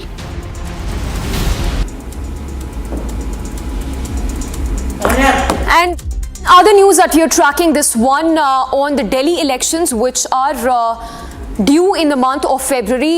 It's Delhi riots accused Amanatullah Khan, who's now been given a ticket by the Aam Aadmi Party. All those details in this report. The Aam Aadmi Party raised a fresh storm over its choice of candidates for the upcoming Delhi Assembly elections. The ruling party in the national capital came out with its fourth list of candidates for the polls, featuring some contentious names. Raising many eyebrows, the AAP gave fresh ticket to Okhla MLA Amanatullah Khan. The controversial lawmaker is an accused in the Delhi riots case and was also investigated in connection with the Delhi Waqf Board money laundering case. Despite serious charges against Amanatullah, the AAP continued to back him. The former chairperson of Delhi Waqf Board recently got respite from the trial court in the graft case. The Enforcement Directorate, however, moved to High Court challenging the trial court order and accusing the AAP MLA of laundering proceeds of crime amounting to over rupees 35 crore. The ED earlier alleged illegal recruitment, financial mismanagement and misuse of Waqf Board properties on Khan's watch between 2018 to 2022. In another contentious pick, the Arvind Kejriwal-led party also named Naresh Balyan in its fourth list of candidates for the polls early next year. Balyan is currently behind bars after being arrested in connection with the Makoka case. The BJP, meanwhile, came out all guns blazing at the AAP over its controversial picks. अभी तो देखते रहो क्या होता है। अभी भी आम आदमी पार्टी कोशिश कर रही है कि कांग्रेस से गठबंधन हो जाए, लेकिन ये जितने भी कांग्रेस और आम आदमी पार्टी का जो अंदर का साठगांठ है वो दिल्ली की जनता को पता चल चुका है। बहरहाल इनकी लिस्ट आई है, इनकी लिस्ट हारने के लिए है। इस बार लोग आम आदमी पार्टी को बाय बाय करेंगे और दिल्ली को बचाने के लिए, दिल्ली की सांसों को बचाने के लिए, दिल्ली के गरीबों को बचाने के लिए अब नरेंद्र मोदी जी का डबल इंजन चलेगा। As the AAP put Amantullah and Balyan on ticket again, is Kejriwal ignoring serious criminal charges against them for the sake of votes?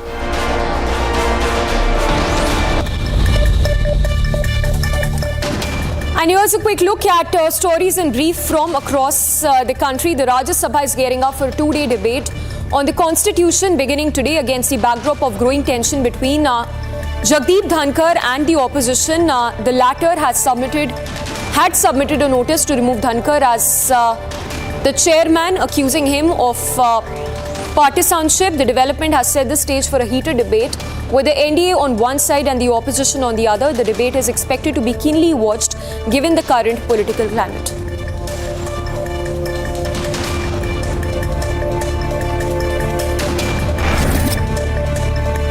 The winter session of the UP Assembly is set to begin today and is expected to be contentious as opposition led by Samajwadi Party plans to raise key issues, particularly focusing on the Sambhal violence.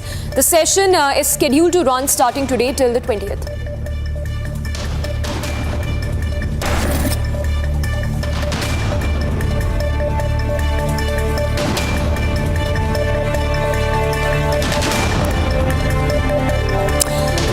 As the UP legislature session is set to begin, the Samajwadi Party is all set to stage a protest on the first day of the session. SB MLAs will gather at 10 a.m. under the statue of Chaudhry Charan Singh to voice their dissent against the state government's policies.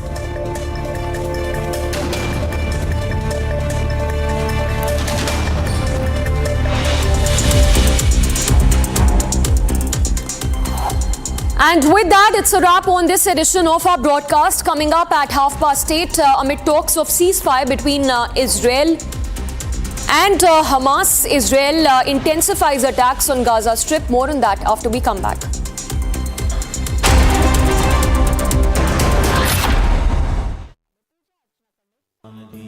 Amity has been ranked India's #1 private university in the recently released Education World Rankings. A testimony to Amity's globally benchmarked standards in education. हो गई, हमारे पोते को हम कहाँ रखे हुए हैं कि मार दी है कि जिंदा है, वो भी हम नहीं देख पा रहे हैं। हमारी यही गुहार है कि हमारा पोता हमको देखने को हमारे पास रहे, और कोई गुहार नहीं। खाली वीडियो कॉलिंग पर हमने देखा है उसको, अपने गोदी में कभी नहीं।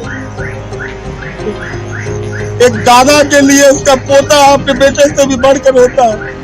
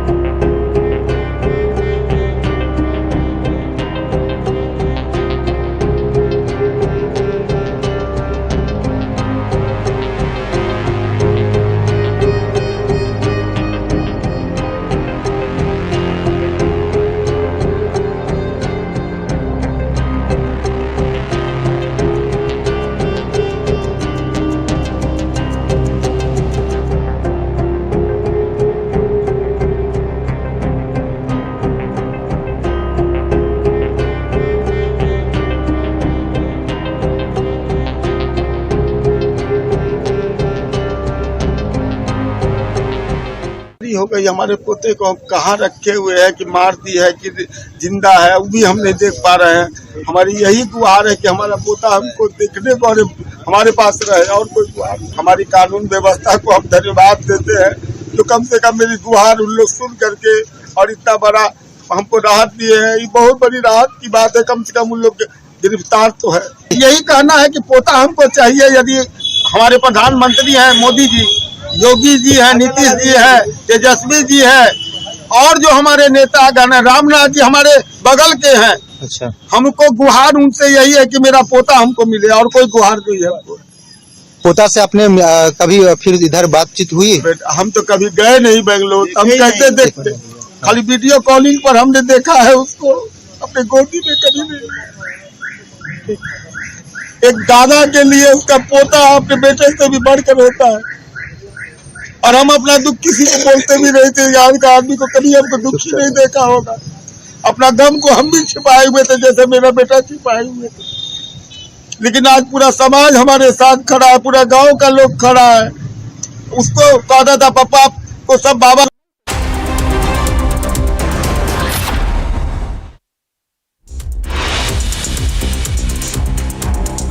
Israel continues to pound Gaza. At least 16 killed in Khan Yunis in Israeli airstrike. Israeli government approves plan to increase expansion in Golan Heights, says no intention of confronting Syria.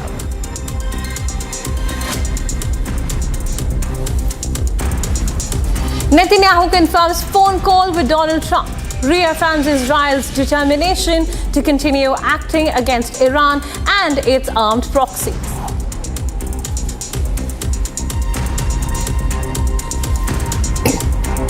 Hundreds of people killed in France after Cyclone Chido hits the country. Mass shootout at a makeshift nightclub in northern Houston leaves 2 teenagers dead, 3 others injured.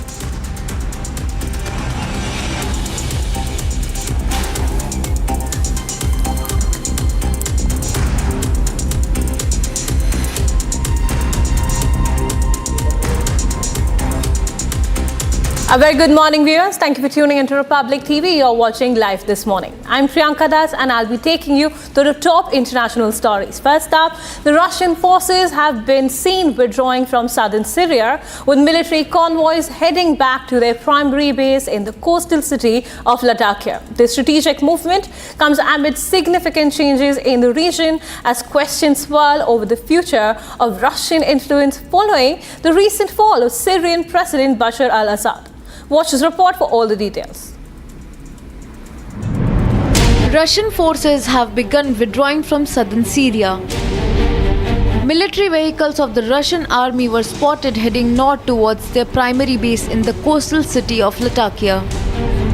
Convoys of military equipment, including tanks and armored vehicles, were seen on the Damascus-Homs highway near Shinshar village as they made their descent. These vehicles had previously been stationed in southern regions of Dara and Damascus at the Hemim Air Base in Latakia province. Russian helicopters were spotted circling overhead as their convoys returned to the base.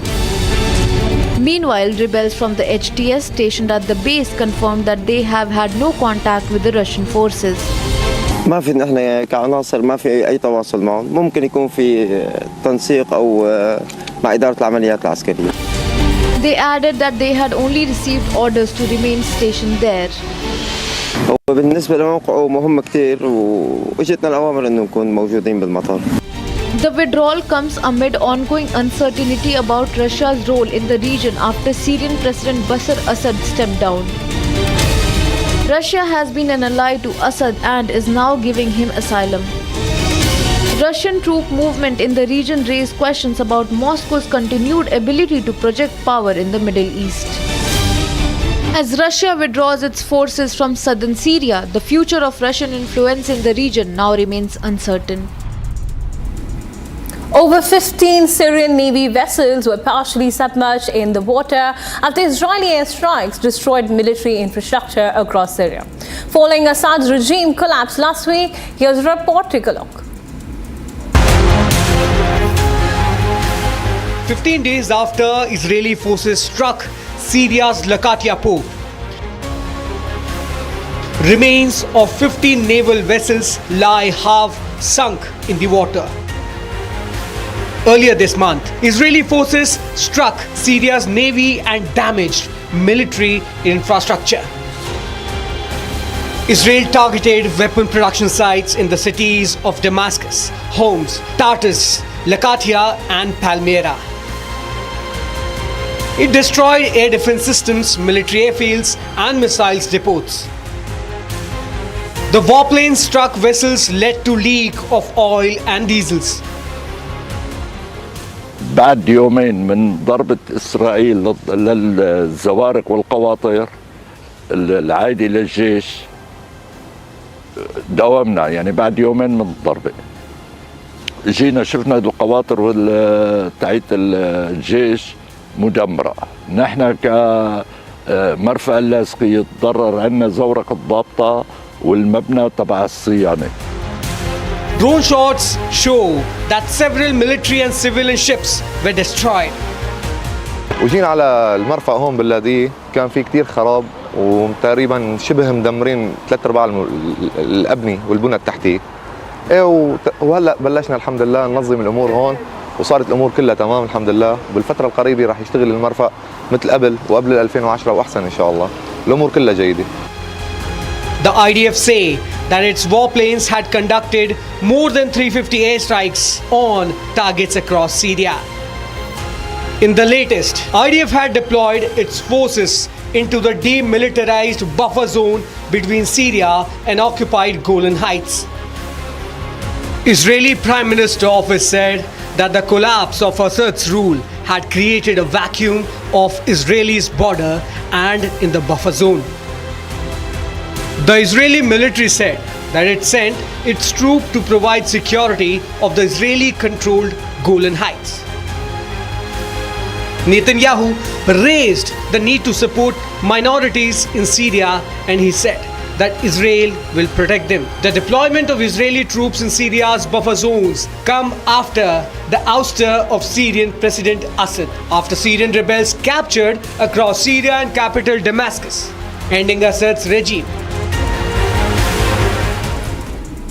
Amid talks of ceasefire between Israel and Gaza, Israel has intensified the attacks on the Gaza Strip. 3 defense workers succumbed to injuries last night in what is known as one of the longest running violent conflict between the two nations. Here's a detailed report. Take a look. According to reports, Israeli Prime Minister Benjamin Netanyahu could be ready to end the assault on Gaza Strip. Israel's armed offensive killed over 44,000 people, while many lost under the rubble and presumed dead. As the civilians hope for a ceasefire, airstrikes have since intensified on the Palestinian territory.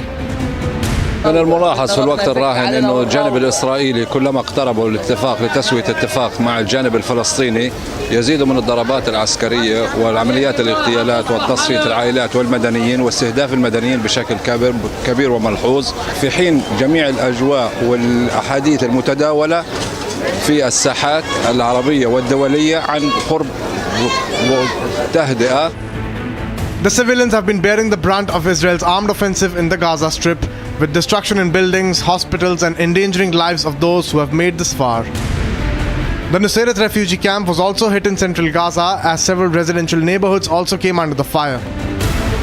نحن في داخل المستشفيات لا نستطيع أن نستقبل مثل هذه الأعداد الكبيرة، وخاصة أن المنظومة الصحية في المستشفيات منهارة بسبب أن جيش الاحتلال قام بإغلاق المعابر ومنع وصول الأدوية والمستلزمات الطبية.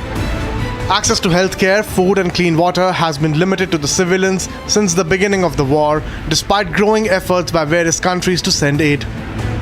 Northern Gaza remains under siege as Israeli authorities differ about the possibility of a ceasefire. France's Indian Ocean territory of Mayotte has been struck by the worst cyclone in over a century. As France has sent multiple rescue teams, at least 11 deaths have been already reported. Watch how Mayotte is recovering from the deadly cyclone. At least 11 people have been killed by Cyclone Chido on 14 December. A landfall caused by fast-moving winds hit the island, risking the lives of its 3 lakh residents. Most of Mayotte's residents live in shacks that have been destroyed by the cyclone. Electricity, water and internet connections have been hit. They are now dependent on aid from Paris. French President Emmanuel Macron expressed solidarity and promised that the country will be there for the people of Mayotte. 250 firefighters have been deployed along with the security personnel and aid workers to ease the situation in cyclone-hit zones. As per health officials' record, around 246 people have been injured. And while the death toll remains yet to be ascertained, It is feared that the count might be higher. Nearby islands of Comoros and Madagascar also have been hit by the cyclone. Viewers, Israel's foreign minister has announced the closure of the country's embassy in Ireland, accusing Ireland of extreme anti-Israel policies. Irish Prime Minister called the decision regrettable. Here's a 1-minute report for you. Take a look.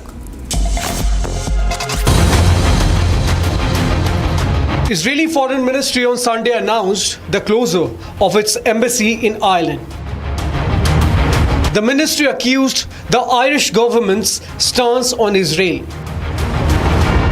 The move was announced by the Israeli foreign minister and said that it was prompted by the Irish government's extreme anti-Israeli policies.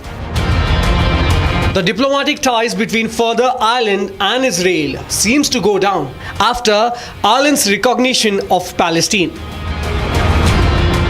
Israel recalled the island's decision to back an International Court of Justice case accusing Israel of genocide in the Gaza Strip.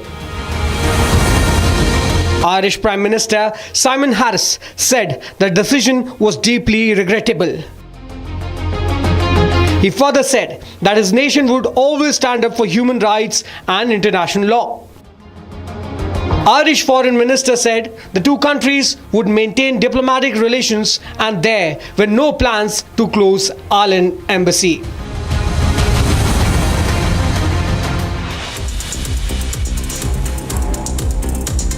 Viewers, it's time for a short break. After months of negotiations and disputes, Pakistan and India have reached a consensus on a hybrid model for the 2025 ICC Champions Trophy.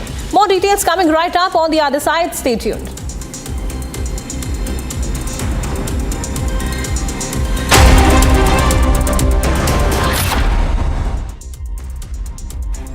उस दिन sunset देखने छज्जे पे चढ़ा, टूट गया। हाँ, तो किसने बोला घर की दीवार पे रॉक क्लाइंबिंग करने को? सफीना बदतमीजी। समझ गया। मेरे पास आप दोनों की प्रॉब्लम की मेडिसिन है। इसको घर पे लगाओगे तो शादी का तो पता नहीं, पर घर पक्का नहीं टूटेगा। रुंगटा नहीं तो घर स्ट्रॉन्ग नहीं। रुंगटा स्टील TMT बार एकदम solid. Travis Head is a name that India have always been wary of. No other player in the recent times have tormented India as compared to the Australian southpaw. Head's exploits against India started last year in the World Test Championship finals, where he led Australia to a stunning victory at the Oval in England. He later followed it up by scoring a century against the Indians in the 2023 ODI World Cup final. Come to the border Gavaskar Trophy, Head scored a stunning 100 in the second test match of the series in Adelaide and has slammed yet another ton in the ongoing test match which is being played at the Gabba. India's plans have completely failed against Head and his skills with the bat in hand. Last time India played at the Gabba, they had defeated the Aussies to seal the border Gavaskar Trophy series, but this time around, the outcome might just be a bit different. Travis Head has been absolutely phenomenal in the border Gavaskar Trophy so far and is scoring at an average that is in excess of 100. With his stellar 100 at the iconic Gabba, Head has now scripted a unique feat that no other cricketer in history has.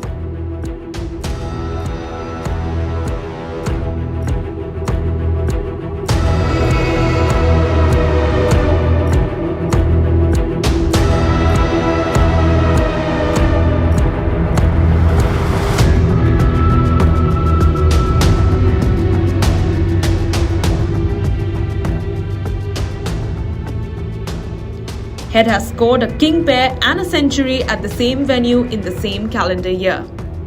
Earlier this year, in January, Head registered a king pair against West Indies in a pink ball test at the Gabba. Head was cleaned up by Kemar Roach for a golden duck in the first innings of that test match, and he was later dismissed by Shamar Joseph in the second innings of the match. But Head has now got rid of his Brisbane woes with a terrific 100 against India, and it might very well decide the fate of the match and also the series. Jasprit Bumrah led India to an emphatic win in Perth, but since then everything has been going downhill for the Indian cricket team. Once Rohit Sharma returned and joined the Indian team, Australia's fortunes changed drastically. The hosts defeated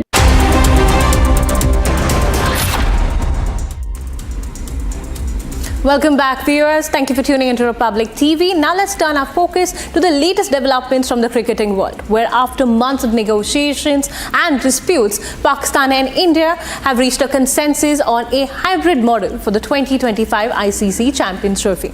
According to the agreement, the Indian team will play its matches at a neutral venue.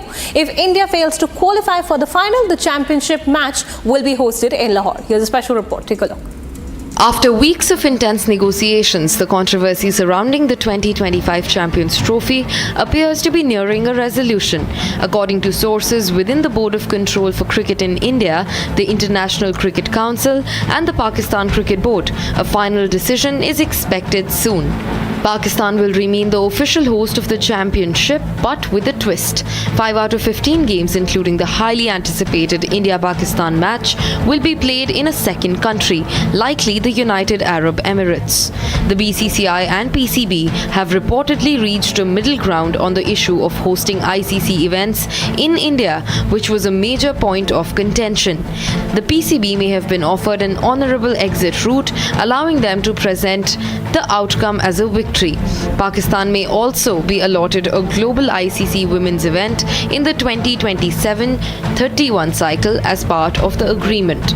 The PCB had initially opposed the hybrid model, with Chairman Mohsin Naqvi expressing his concerns publicly.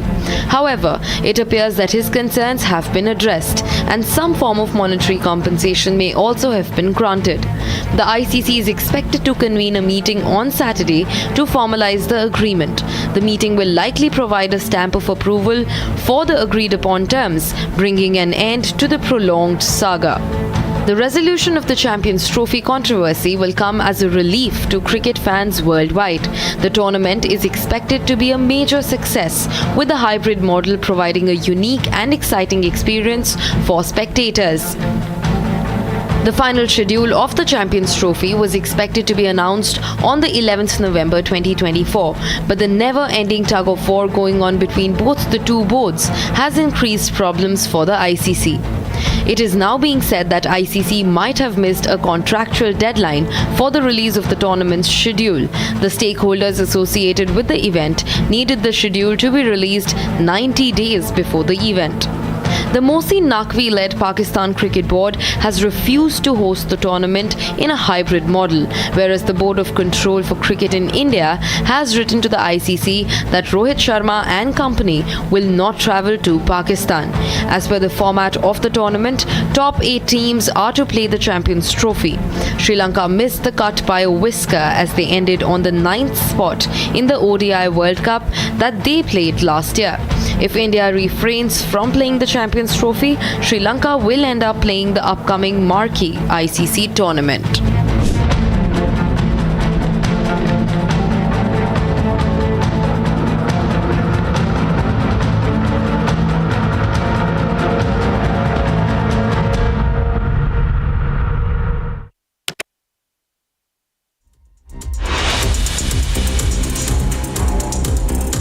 Viewers, it's time for a short break. The founder of popular fast fashion brand Mango, Isaac Andrick, has tragically passed away at the age of 71. Stay tuned to Republic TV as we bring you all the details on the other side.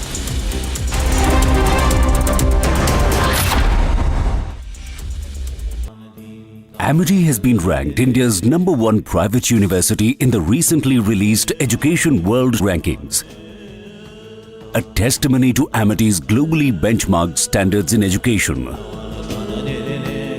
After weeks of intense negotiations, the controversy surrounding the 2025 Champions Trophy appears to be nearing a resolution. According to sources within the Board of Control for Cricket in India, the International Cricket Council and the Pakistan Cricket Board, a final decision is expected soon. Pakistan will remain the official host of the championship, but with a twist. 5 out of 15 games, including the highly anticipated India-Pakistan match, will be played in a second country, likely the United Arab Emirates. The BCCI and PCB have reportedly reached a middle ground on the issue of hosting ICC events in India, which was a major point of contention. The PCB may have been offered an honourable exit route, allowing them to present the outcome as a victory. Pakistan may also be allotted a global ICC women's event in the 2027-31 cycle as part of the agreement. The PCB had initially opposed the hybrid model, with Chairman Mohsin Naqvi expressing his concerns publicly. However, it appears that his concerns have been addressed, and some form of monetary compensation may also have been granted. The ICC is expected to convene a meeting on Saturday to formalize the agreement. The meeting will likely provide a stamp of approval for the agreed upon terms, bringing an end to the prolonged saga. The resolution of the Champions Trophy controversy will come as a relief to cricket fans worldwide. The tournament is expected to be a major success, with the hybrid model providing a unique and exciting experience for spectators. The final schedule of the Champions Trophy was expected to be announced on the 11th November 2024, but the never-ending tug-of-war going on between both the two boards has increased problems for the ICC. It is now being said that ICC might have missed a contractual deadline for the release of the tournament's schedule. The stakeholders associated with the event needed the schedule to be released 90 days before the event. The Mohsin Naqvi-led Pakistan Cricket Board has refused to host the tournament in a hybrid model, whereas the Board of Control for Cricket in India has written to the ICC that Rohit Sharma and company will not travel to Pakistan. As per the format of the tournament, top 8 teams are to play the Champions Trophy.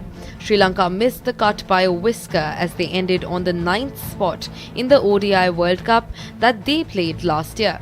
If India refrains from playing the Champions Trophy, Sri Lanka will end up playing the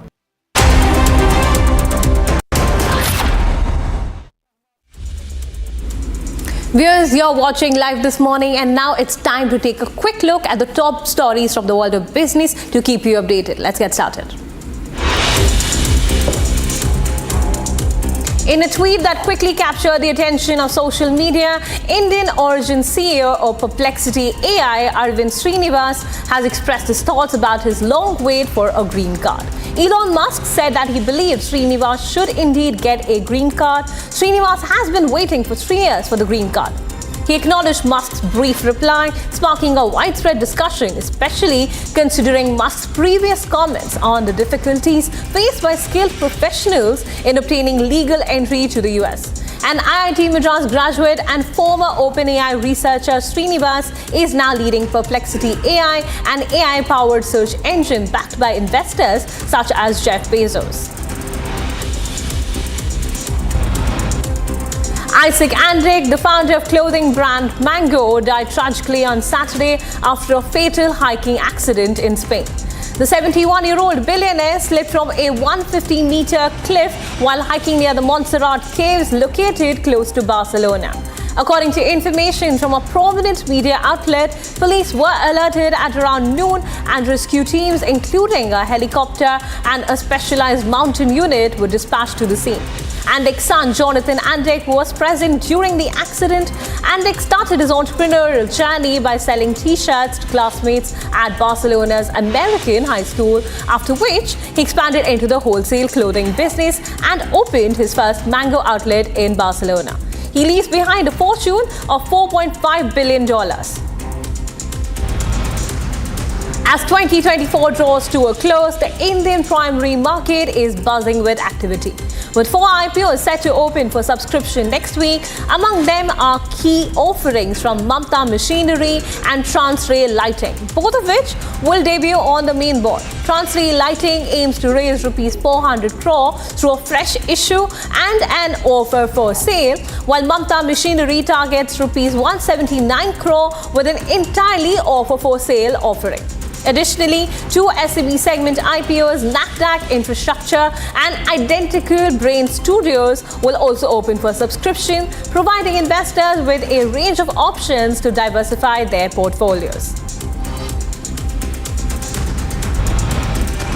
The Pradhan Mantri Jeevan Jyoti Bima Yojana has provided life insurance cover worth rupees 2 lakh to over 21 crore beneficiaries, ensuring financial security for families in times of uncertainty, the Finance Ministries announced on Saturday. As of 20th October, the scheme has recorded 21.67 crore enrollments and processed over 8.6 lakh claims totaling rupees 17,211.50 crore. The one-year renewable scheme offers coverage for death due to any cause at a premium of just rupees 436 annually.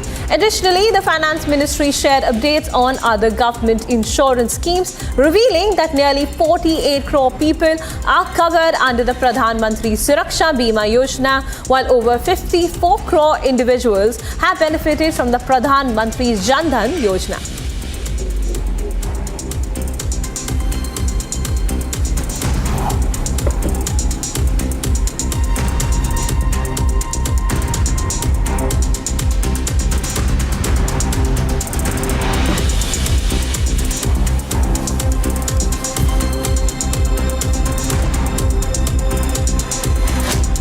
Well, as we come to a close of this bulletin, here are some raw visuals coming in from Belgium, from the chocolatey world. Take a look.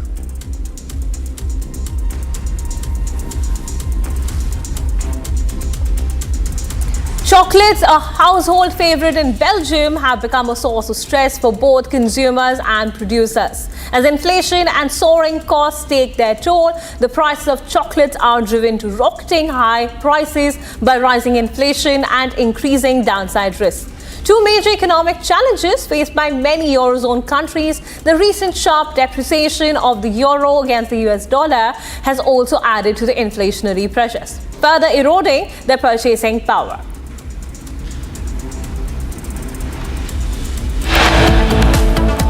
Viewers, it's time for a short break. The two-day constitution debate in the Rajya Sabha will start today. Union Minister JP Nadda will lead the discussions with Amit Shah, Nirmala Sitharaman and Hardeep Singh Puri joining in. Stay tuned to Republic TV for all the latest developments.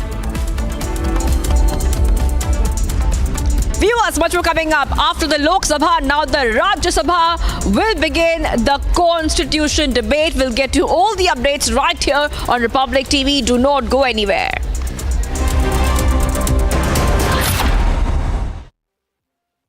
Ice बोला था लाने को, लद्दाख चला गया। पूछा phone पे इतना busy क्यों है, तो क्या बोला तू? हाँ, माउंटेन्स वर कॉलिंग। डॉक्टर जहांगीर उस दिन सनसेट देखने छज्जे पे चढ़ा, टूट गया। हाँ, तू किसने बोला घर की दीवार पे रॉक क्लाइंबिंग करने को? सफीना बदतमीजी। समझ गया। मेरे पास आप दोनों की प्रॉब्लम की मेडिसिन है। इसको घर पे लगाओगे तो शादी का तो पता नहीं, पर घर पक्का नहीं टूटेगा। रुंगटा नहीं तो घर स्ट्रॉन्ग नहीं। रुंगटा स्टील TMT बार एकदम solid.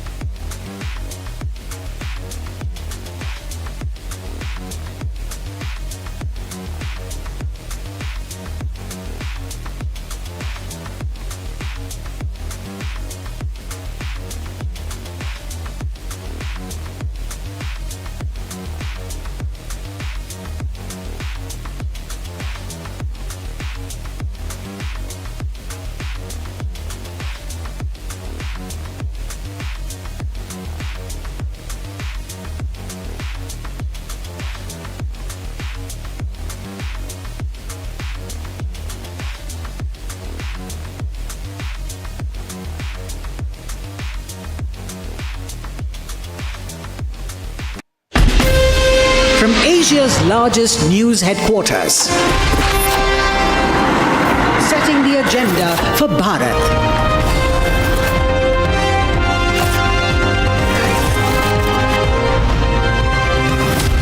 You're watching Republic.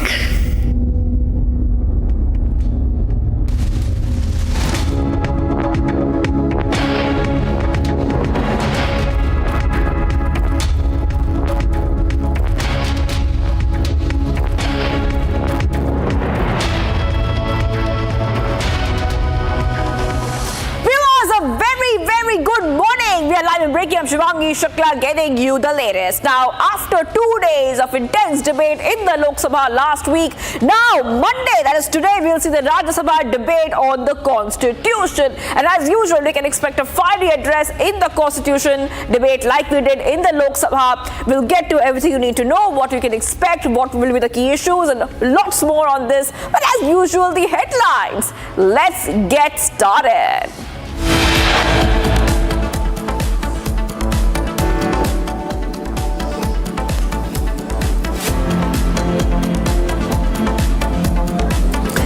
Stage is set for Constitution debate in the Rajya Sabha.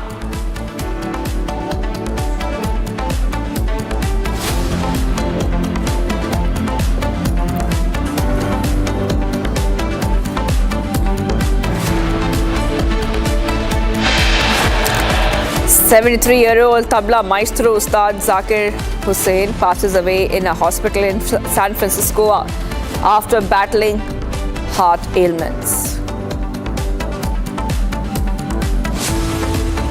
Now, the Nehru Foreign Development Model produced a Nehru foreign policy. I mean, it was obvious. External Affairs Minister Dr. S. Jaishankar launches sharp critique of Nehruvian development model, says Nehru model failed India. Course correction underway since 2014.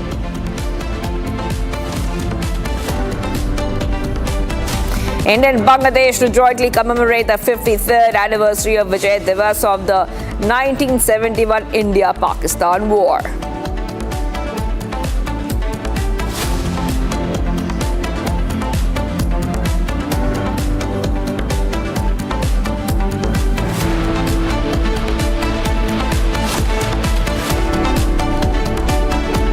Ousted PM Sheikh Hasina calls Yunus a fascist leader, claims that the main aim of Yunus' administration was to suppress spirit of the liberation war.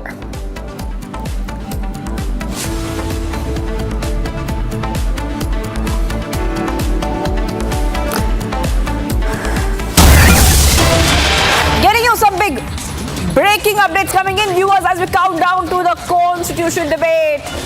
Leader of opposition Mallikarjun Kharge will be the first speaker from the opposition side to start the debate on the Constitution in the Rajya Sabha. Congress members Abhishek Manu Singhvi, Randeep Surjewala, Mukul Vasnik and a few others will also take part in the debate. Kharge and Singhvi will be the speakers from the Congress today. So this is a big update coming in right now on Republic TV, where we are learning that Leader of Opposition Mallikarjun Kharge will be the first speaker from the opposition side.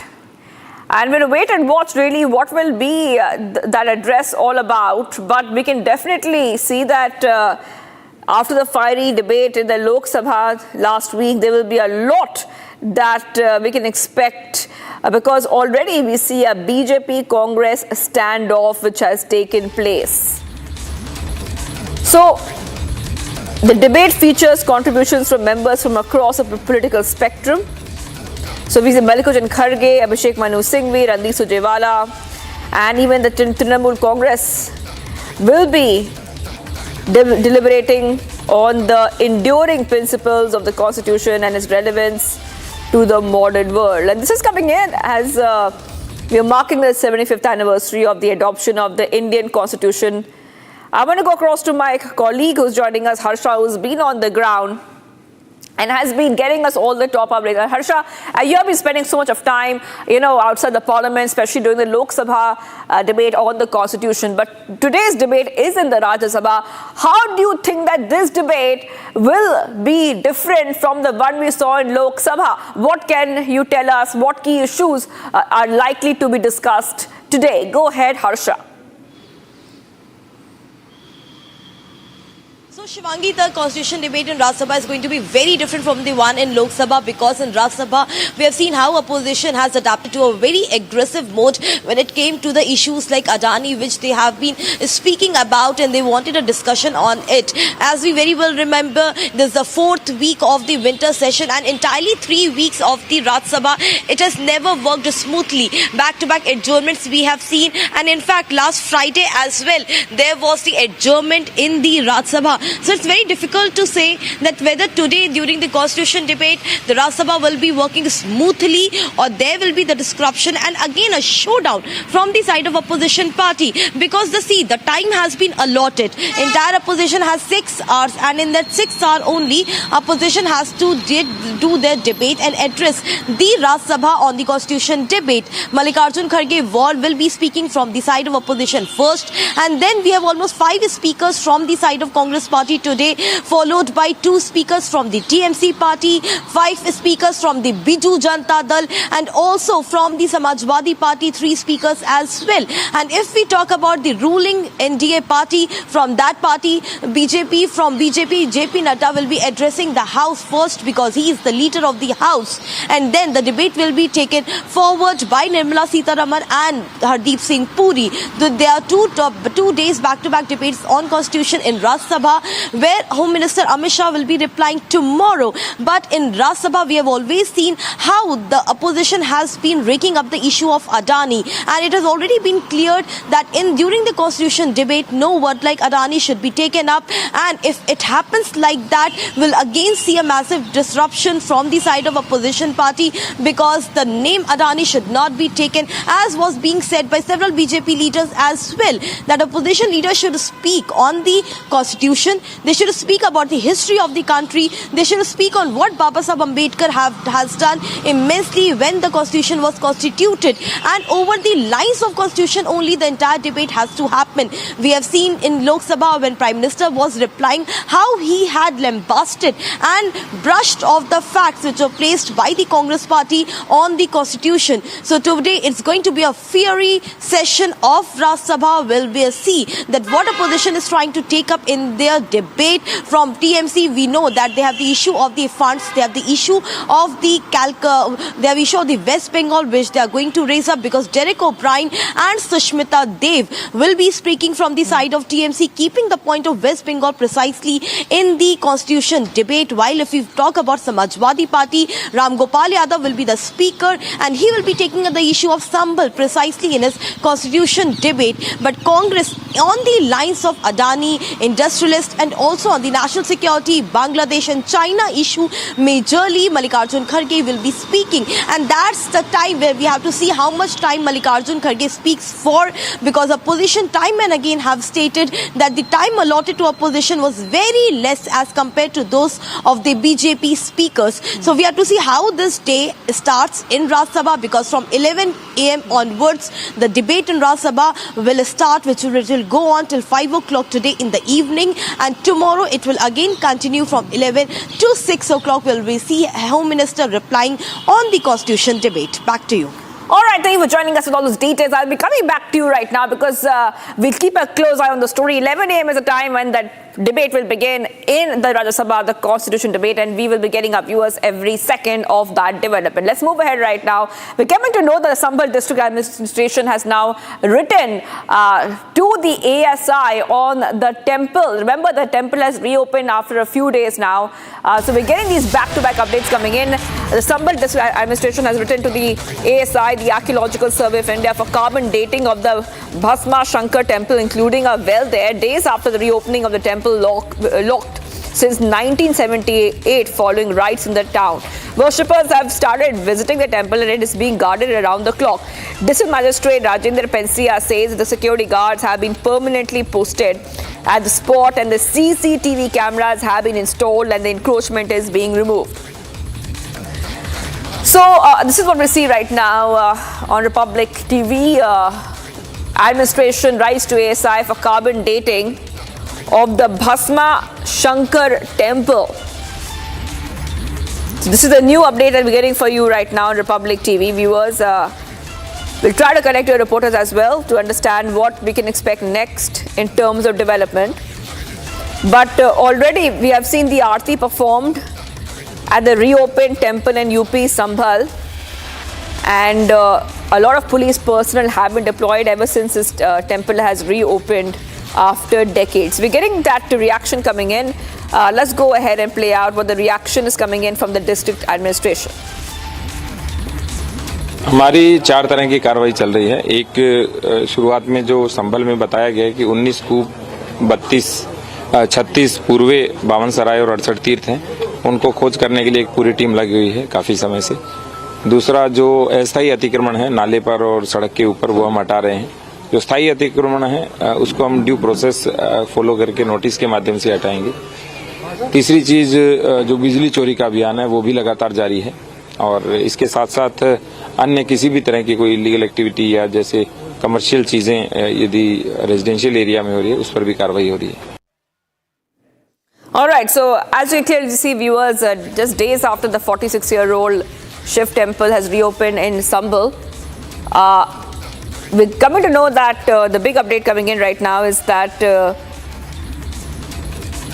Sambhal district administration has returned to the ASI for carbon dating of the Jaishankar temple, including a well there, days after the reopening of the temple locked since 1978 following riots in the town. We'll try to go across to my colleague in a short while from now, but remember, this is coming in as Aarti has already been performed in the temple. The temple was recently reopened.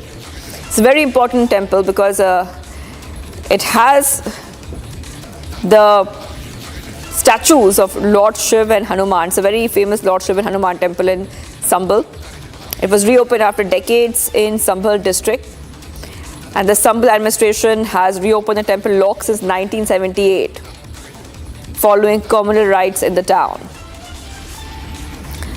And the temple has been locked since 1978 after the communal riots that led to the displacement of the Hindu community. So this is a very important story. Now the district administration has asked for the carbon dating of this temple. I'm going to go to Jatin. Jatin, yes, go ahead and tell us what we can expect next, Jatin, because, you know, this is very important given the fact that this temple has been locked up for since 1978, and now it has reopened. So it's a possibility, Jatin, that the ASI carbon dating might begin soon.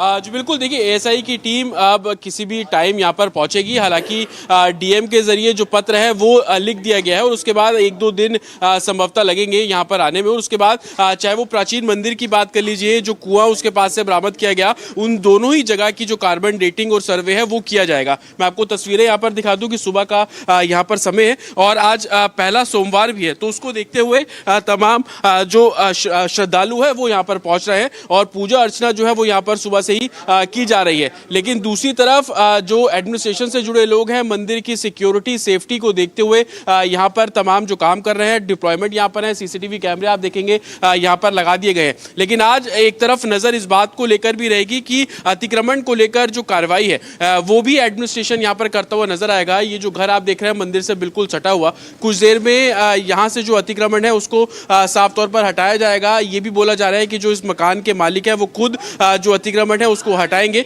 Administration का साफ तौर पर कहना है कि जो भी काम किए जाएंगे वो नियमों के अनुरूप किए जाएंगे। और पहला सोमवार है तो आप देखेंगे कि भक्तों की लाइन यहाँ पर है और लोग जयकारे नारे लगाते हुए यहाँ पर पहुंच रहे हैं। जो शिवलिंग है उस पर जल जो है वो साफ तौर पर यहाँ पर चढ़ाया जा रहा है। भक्तों में इस बात को लेकर खुशी है कि 46 साल बाद जो मंदिर है वो मंदिर यहाँ पर मिला है और उसी यही कारण है कि दूर से भी अब जो लोग हैं वो यहाँ पर पहुंच रहे हैं और पूजा अर्चना जो है वो यहाँ पर साफ तौर पर की जा रही है। पहला सोमवार है, जल चढ़ाने के लिए लोग यहाँ पर आ रहे हैं। लोगों में इस बात को लेकर भी गुस्सा है कि 40 साल तक जो मंदिर था उसके बारे में जानकारी नहीं थी, कैसे छुपा कर रखा गया, और यही रीजन है कि दूर दूर से जो लोग हैं वो यहाँ पर पहुंच रहे हैं।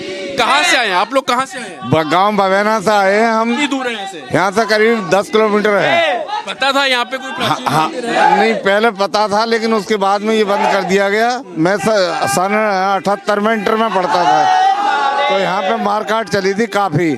हमारे गांव के भी 2 लोग मारे गए यहाँ पे, और हम आए थे यहाँ पे तो बड़ी घूम घाम का हमारे पेपर भी हट गए थे।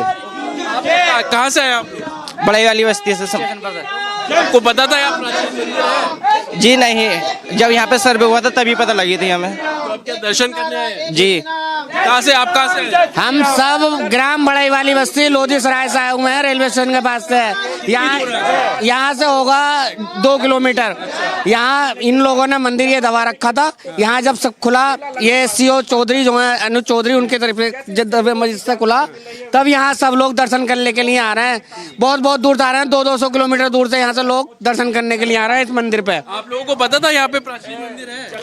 नहीं, इस बात की किसी को जानकारी नहीं थी, बट ये कि ये तो एक तरफ सा मतलब ये है ना कि ये मुस्लिम एरिया है, तो यहाँ को कोई अंदर को कोई क्या करेगा देखने की, किसी की हिम्मत भी नहीं हो। और ये पहले अगर पता होता तो इस बात की वो भी होती।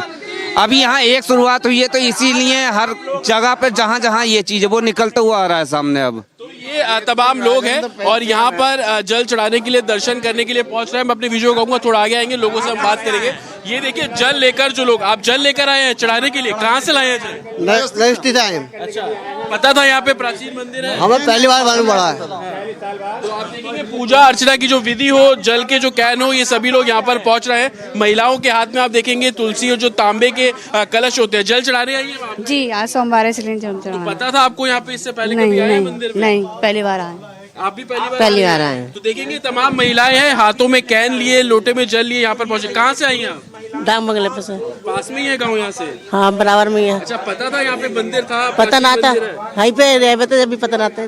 तो लोग पलायन करके भी यहाँ से गए और उसके बाद से कोई यहाँ पहुंचा नहीं। लेकिन उसके बाद की तस्वीर आप लगातार देख रहे हैं। आज पहला सोमवार है, इस मंदिर के हिसाब से पहला सोमवार लोग इसलिए भी बोल रहे हैं क्योंकि सन 78 में आखिरी बार लोगों ने पूजा की थी और उसके बाद से मंदिर बंद हो गया, दीवारें खड़े कर दी गई साफ तौर पर। और उसके बाद से ही अब जब कपाट खुले हैं तो भक्तों में उत्साह है और लोग पूजा अर्चना करने, हाथ में जल लिए यहाँ पर पहुंचे हैं ताकि शिवलिंग पे जल अर्पित कर सके। और दूसरी तरफ एडमिनिस्ट्रेशन काम कर रहा है। कुएं की तस्वीर भी मैं आपको यहाँ पर दिखा दूं। ये कुआं आप देख रहे हैं, इसको लेकर खुदाई जो है वो की जा रही है। तकरीबन 15 फीट के आसपास खुदाई की गई है। 15 फीट और खुदाई की जानी है। इसकी बाउंड्री में आप जो लाल ईंटें देख रहे हैं, इन्हीं ईंटों तक, जहां तक ये दीवार दिखेगी वहां तक जो एडमिनिस्ट्रेशन खुदाई करेगा। तो दूसरी तरफ सबूतों को ढूंढने की कवायद और प्राचीन मंदिर के कपाट खुले, उसके बाद दर्शन करने के लिए लोगों की भीड़ अब मंदिर में उमड़ती हुई नजर आ रही है। Back to studio.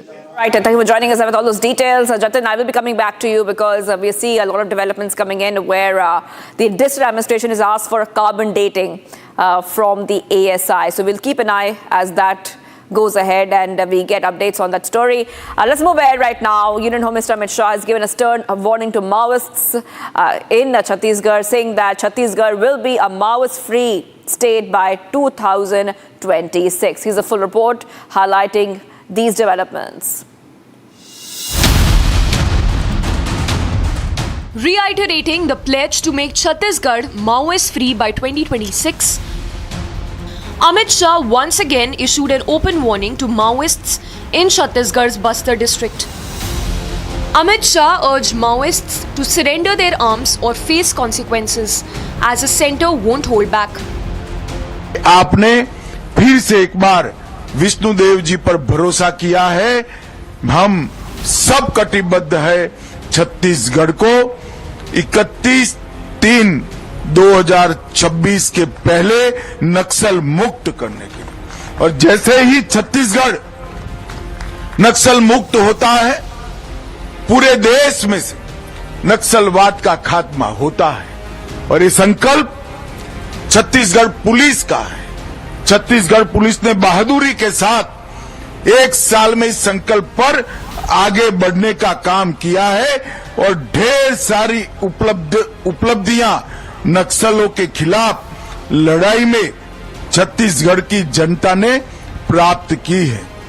Amit Shah said that the onus to rehabilitate them would be on the center. नक्सल प्रभावित क्षेत्र जो विकास से पिछड़ गए थे, उनको विकसित करने का अभियान भी नरेंद्र मोदी सरकार ने चलाया है। और आज इसके कारण 1983 से जो नक्सलवाद से पीड़ित क्षेत्र था, उसमें सुरक्षा बलों के मृत्यु में 73% की कमी आई है और नागरिकों के मृत्यु में 70% कमी आई है। मैं फिर आज इस बस्तर की भूमि पर कहकर जाता हूं कि 31 मार्च 2026 को इस देश की भूमि पर से हम नक्सलवाद को पूर्ण रूप से समाप्त करने का काम करेंगे। Maoist activity has fallen by 3 folds in Chhattisgarh since 2024. विगत 5 सालों में हमें यहाँ की सरकार का समर्थन नहीं मिला। छत्तीसगढ़ वालों, आपने भाजपा सरकार बनाई, दोनों जगह भाजपा सरकार बनी और नक्सलवाद के खिलाफ हमारा अभियान तेज हो गया। 1 साल हुआ कल, 1 साल के अंदर 287 नक्सलियों को मार दिया गया, 992 नक्सली गिरफ्तार हुए और 837 नक्सली सरेंडर हुए। Over 900 Maoists have been arrested, 837 have surrendered, while 287 Maoists have been killed in 2024 itself. Breaking news coming in right now. Pakistan provokes India again, sets forest ablaze near the line of control. Incident reported along line of control in Jammu and Kashmir's Pooch. Notably, this is being done by Pakistan to trigger landmines on the Indian side, which are placed as part of the anti-infiltration grid. The provocation comes days after a Pakistani national was apprehended by the Indian army while infiltrating into the Indian territory. Big update coming in. The pictures are also showing you what happened. Incident done to trigger landmines near the Indian border. Pakistan has provoked India multiple times in this way and has set force ablaze near the line of control. I want to go across to my colleague joining us, Gursimran, who's been getting us all these details. Gursimran, those pictures show, and it's a night image, so we can see those fire, the line of fire, the part which has been set on fire. If you could take our viewers through those pictures, what are we seeing? And what's the latest coming in as once again Pakistan provokes India? See, this is close to the line of control in the Poonch district of Jammu, where in the forward area, the Pakistan has once again resorted to its old tactics of setting the forest near the line of control to fire, so that the landmines that have been put in place by the Indian army as part of the anti-infiltration grid to stop infiltration of the terrorists, that can be triggered, because this has been a modus operandi. There has been several encounters where we have witnessed that first the Pakistan sets the area into fire and then they attempt to push the terrorists into the Indian territory. Since this area has been fragile, because we have seen multiple attempts of infiltration from across the border and also pushing in narcotics into the Indian territory.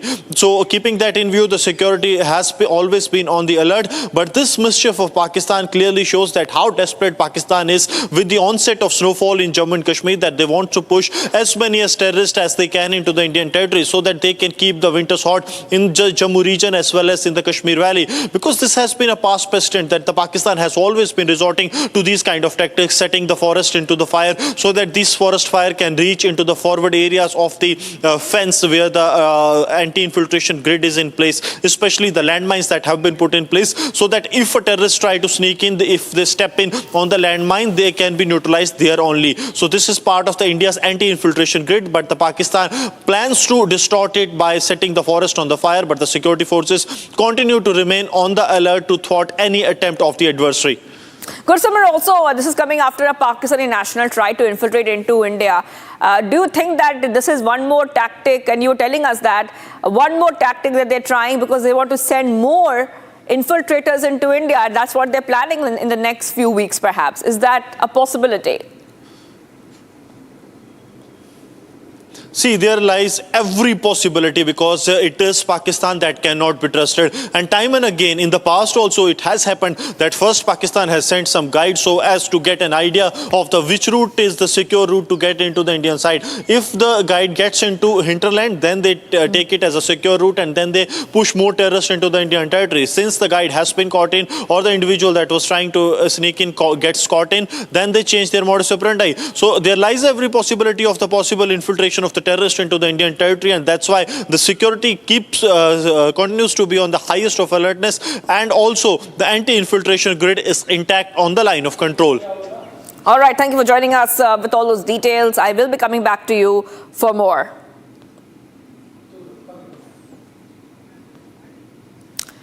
And let's go straight across to what is happening. A new controversy has erupted after we saw these statements come in from TMC leader Firhad Hakim, where he has made certain statements regarding minorities. Now, this has led to one more row being kicked up in West Bengal and many reactions coming up. Let's go ahead and play out this report to tell you what this entire controversy is all about. No stranger to controversy, Bengal Minister Firhad Hakim had kicked up a fresh row. Bengal में तो हम 33% हैं, मगर हिंदुस्तान में भी हम सिर्फ 17% है और हमें माइनॉरिटी कम्युनिटी कहा जाता है।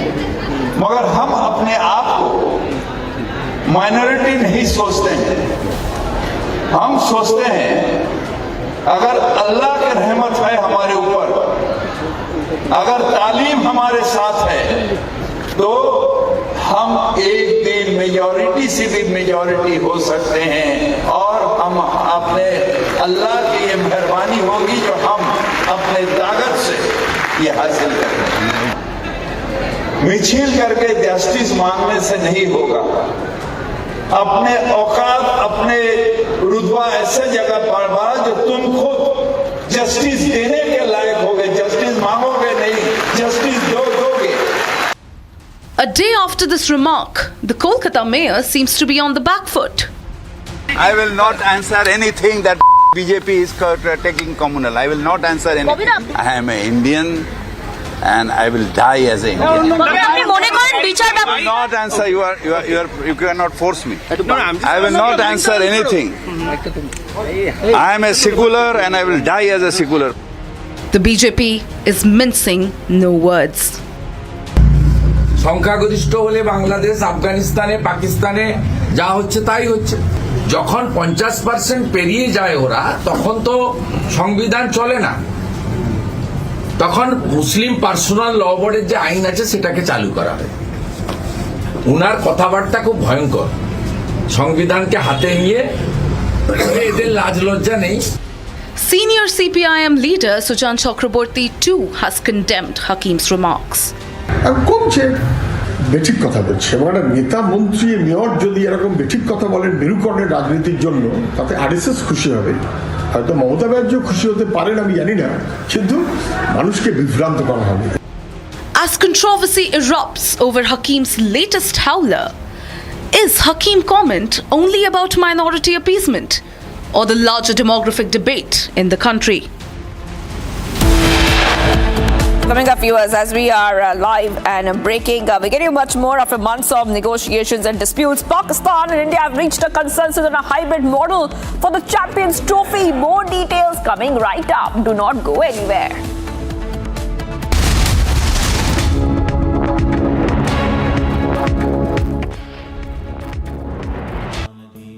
Amity has been ranked India's #1 private university in the recently released Education World Rankings.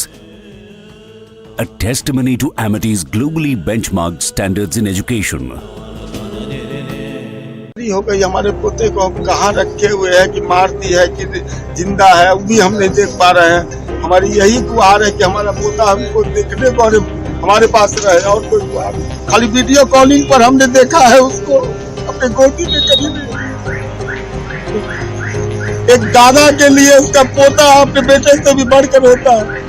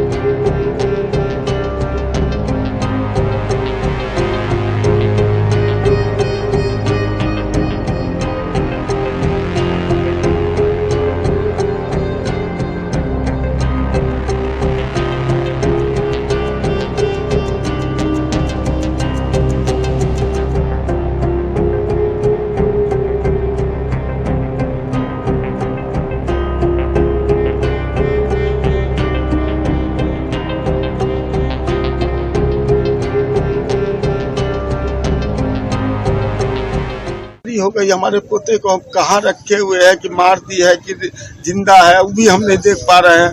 हमारी यही गुहार है कि हमारा पोता हमको देखने को हमारे पास रहे, और कोई गुहार। हमारी कानून व्यवस्था को हम धन्यवाद देते हैं, जो कम से कम मेरी गुहार उन लोग सुन करके और इतना बड़ा हमको राहत दिए हैं। ये बहुत बड़ी राहत की बात है, कम से कम उन लोग गिरफ्तार तो है। यही कहना है कि पोता हमको चाहिए। यदि हमारे प्रधानमंत्री हैं मोदी जी, योगी जी हैं, नीतीश जी हैं, तेजस्वी जी हैं, और जो हमारे नेता गण हैं, रामनाथ जी हमारे बगल के हैं। अच्छा, हमको गुहार उनसे यही है कि मेरा पोता हमको मिले, और कोई गुहार नहीं है हमको। पोता से आपने कभी फिर इधर बातचीत हुई? हम तो कभी गए नहीं बेंगलोर, हम कैसे देखते, खाली वीडियो कॉलिंग पर हमने देखा है उसको, अपने गोदी में कभी नहीं। एक दादा के लिए उसका पोता अपने बेटे से भी बढ़कर होता है, और हम अपना दुख किसी को बोलते भी नहीं थे। यहाँ का आदमी को कभी हमको दुखी नहीं देखा होगा।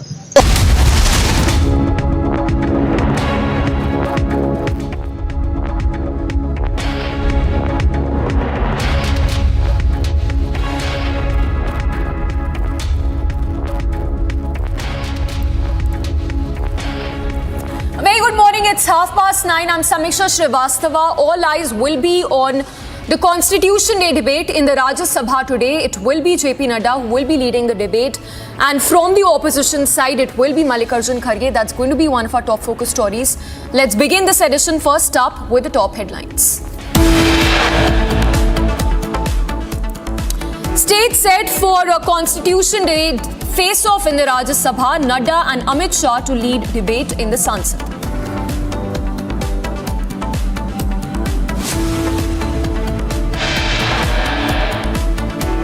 All-out war between NC and Congress over EVM tampering. Congress hits out at Omar Abdullah, asks if stance has changed after he became the chief minister. 73-year-old tabla maestro Ustad Zakir Hussain passes away in a hospital in San Francisco after battling heart ailments.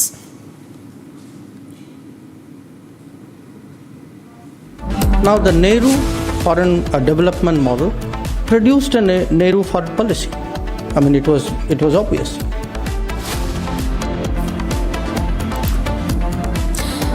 Jaishankar launches sharp critique of Nehruvian development model, says Nehru model failed India.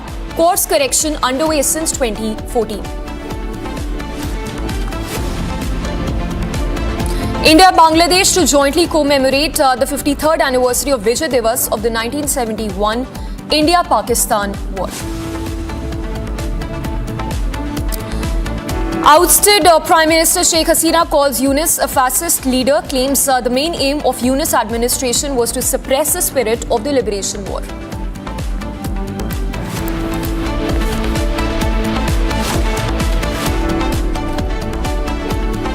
And we begin this edition with the latest that's coming in on the Constitution. Beg your pardon, this is the EVM tampering charge, something which has been rebuffed by Omar Abdullah, to which the Congress has now responded, asking the Chief Minister if his stand has changed after becoming the Chief Minister of J&K.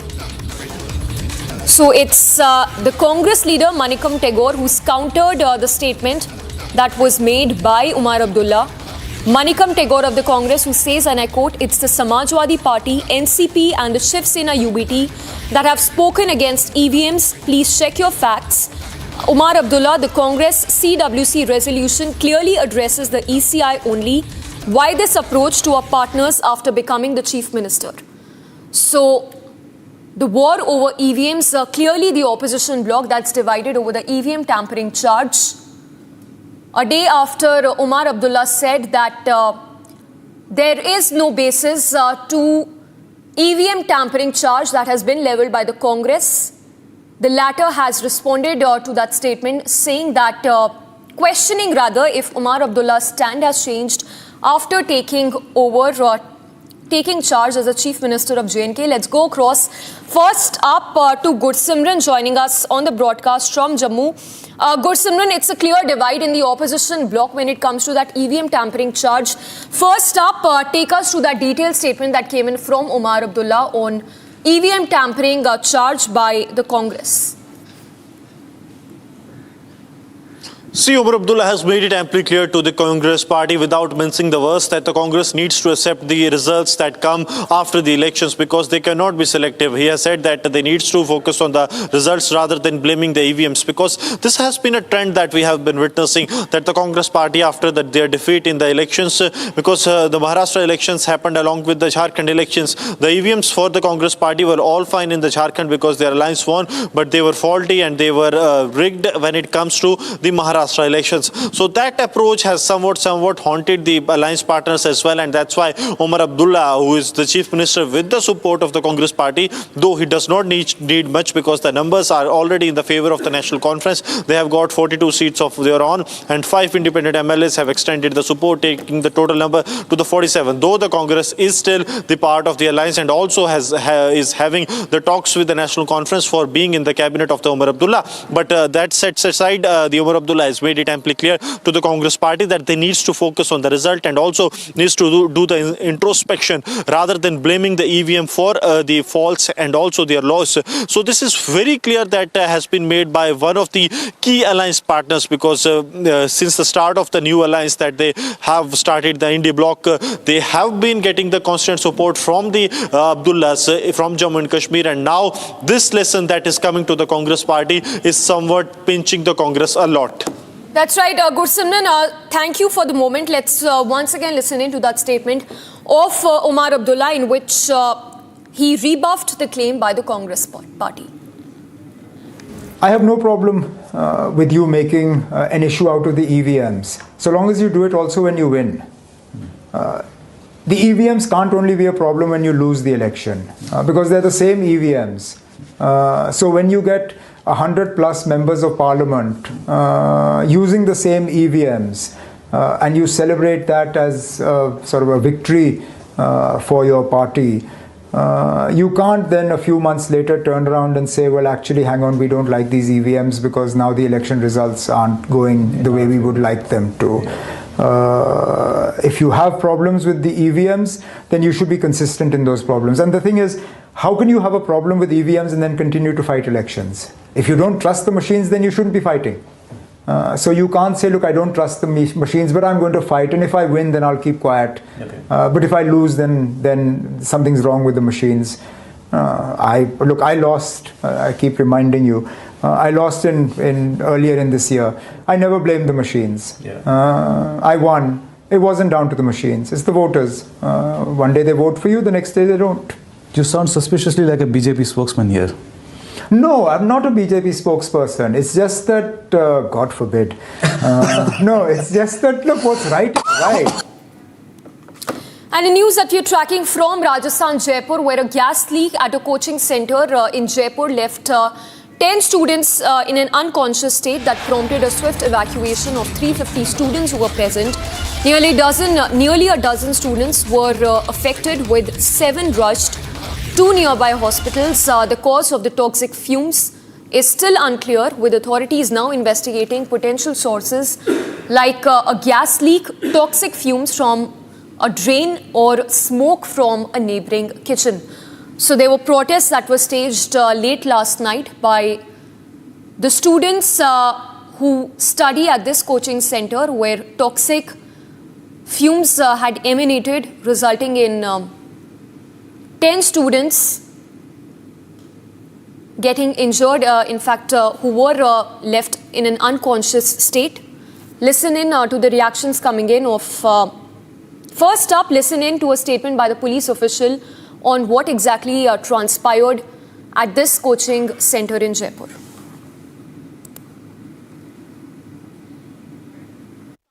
Utkarsh coaching जो है यहाँ पर एक निजी संस्थान है, इसमें कोई घटना हुई, उससे कुछ बच्चियाँ बेहोश हो गई, उनको फिर यहाँ हॉस्पिटल भेज दिया गया और हॉस्पिटल से अभी उनको एसएमएस में कोई जांच के लिए भेजा है और हमारे जिला कलेक्टर महोदय के निर्देश हमें मिल गए थे।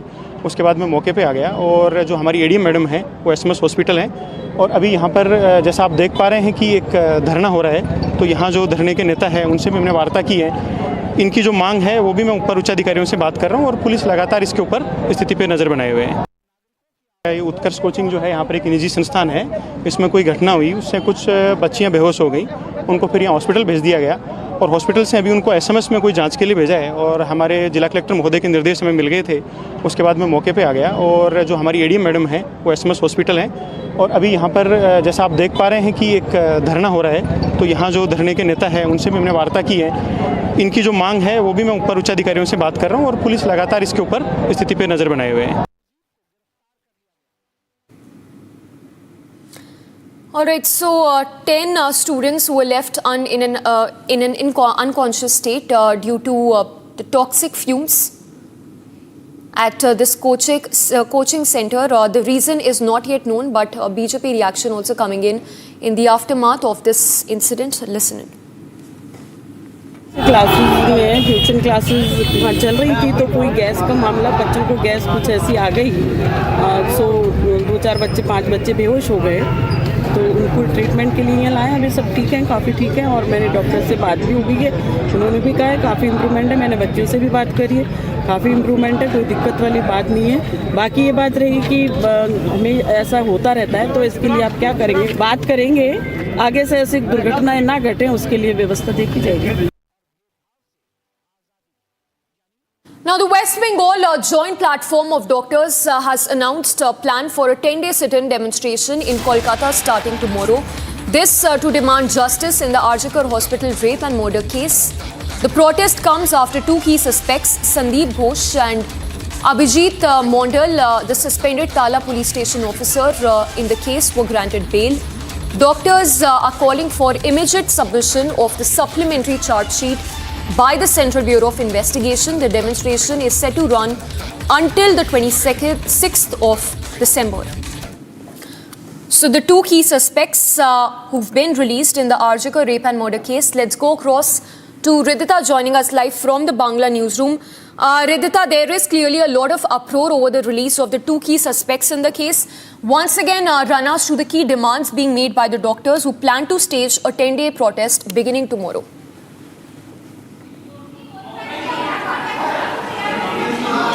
So the West Bengal Joint Platform of Doctors have decided to sit in for demonstrations which will be starting from Tuesday, which is tomorrow, and it will last till the 26th of December.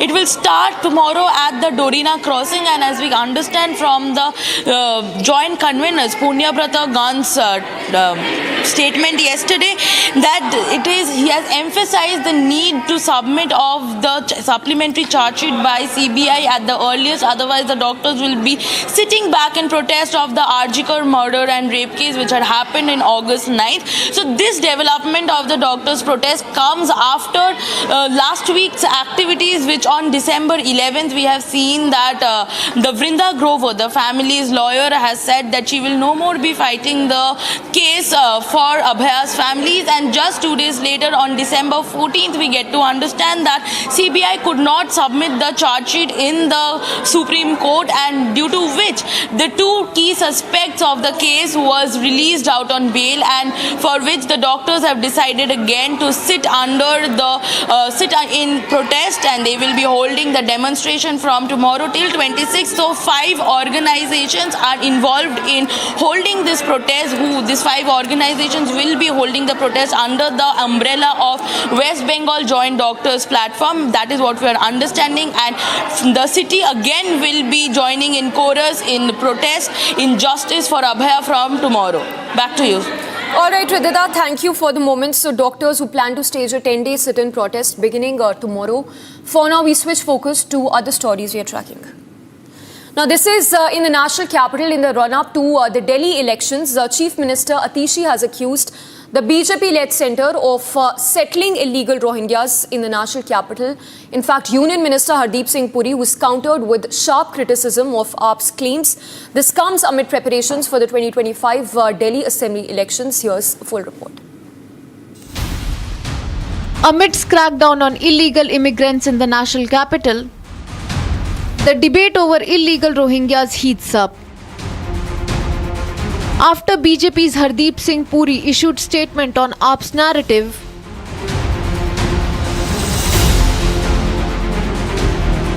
the AAP is back again with its old rhetoric. Chief Minister Atishi has written to Union Minister Amit Shah accusing BJP-led centre of deliberately settling a large number of Rohingya refugees across the city. इस tweet में उन्होंने लिखा है, इन a landmark decision all, ये भी नहीं कि सम, all Rohingya refugees will be shifted to EWS flats in Bakarwala area of Delhi. All Rohingya refugees.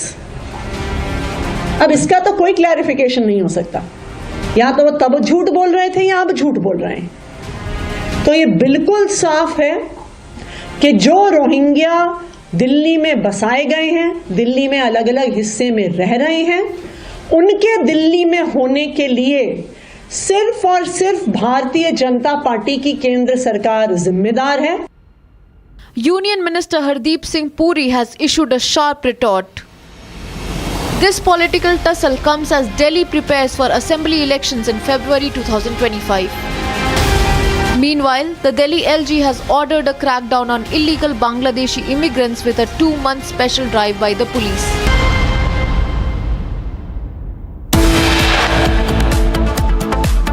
You're watching Republic TV amid the massive chaos and disruption in Rajya Sabha.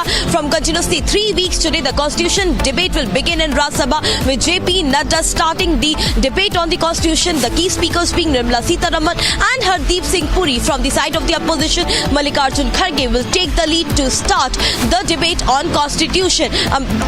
Between the massive disruption and showdown, all eyes on whether Rajya Sabha could work today as well or not. Keep watching Republic TV. Stay tuned as more updates from inside the parliament only on Republic TV. We'll be right back after a short break.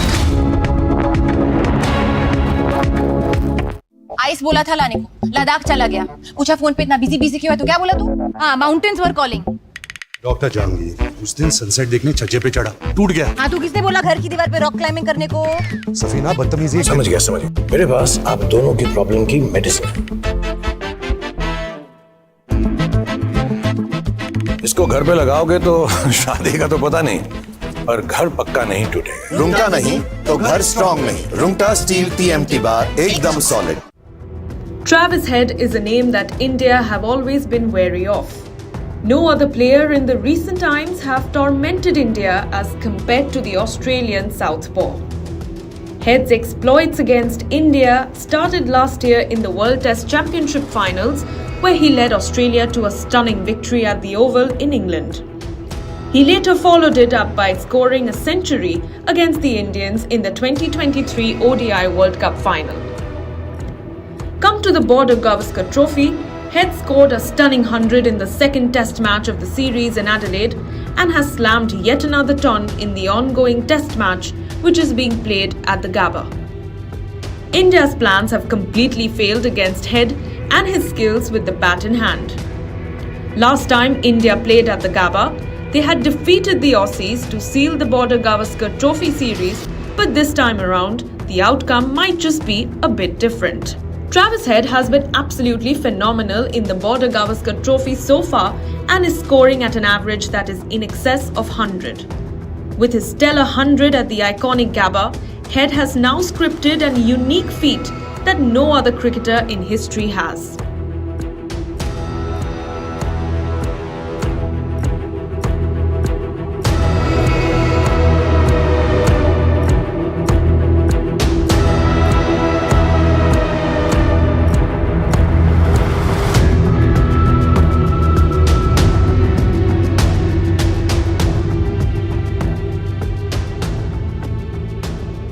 Head has scored a king pair and a century at the same venue in the same calendar year. Earlier this year, in January, Head registered a king pair against West Indies in a pink ball test at the Gabba. Head was cleaned up by Kemar Roach for a golden duck in the first innings of that test.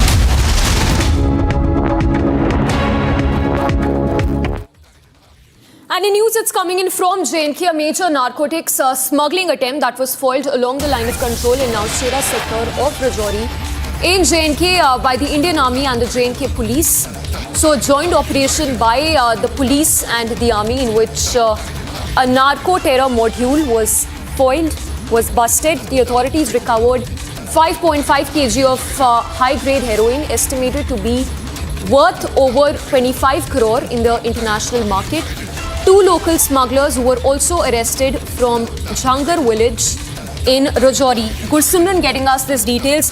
Gursimran, once again, a major narco-terror module that's been busted. Take us to the details. Well, see, this was based on an operation that was launched by the Indian Army along with the Jammu and Kashmir police late last night, based on some specific intelligence input. And during the operation, the forces have recovered 5.5 kilogram of narcotics, which turned out to be a high-grade heroin as per the investigation that has been carried out so far. Two smugglers identified as Sajan and Subhash has also been arrested, and they were involved in the cross-border narcotics smuggling that was being done from across the border so as to mint money for the terror activities, because this has been a past precedent that how the narco trade is being used for the terrorism in Jammu and Kashmir, that the proceeds of the sales of narcotics are being funneled into the terror activities in the Jammu region. So it is believed that this consignment was also part of the same module that was being pushed, the narcotics being pushed into India, and then the money be used for the terror activities. Since two arrests have been made, the security agencies are saying that they are looking into the forward and the backward linkages, because there lies a high probability that there will be a forward and backward linkages that will lead to some more success and recovery of the narcotics, and also their handlers that are sitting across the border. So now the Nashara police is investigating the forward and backward linkages, and this comes at a time when we are witnessing the heightened terror activities in the Jammu region and attempts from across the border. For more, stay tuned to Republic TV right after this short break.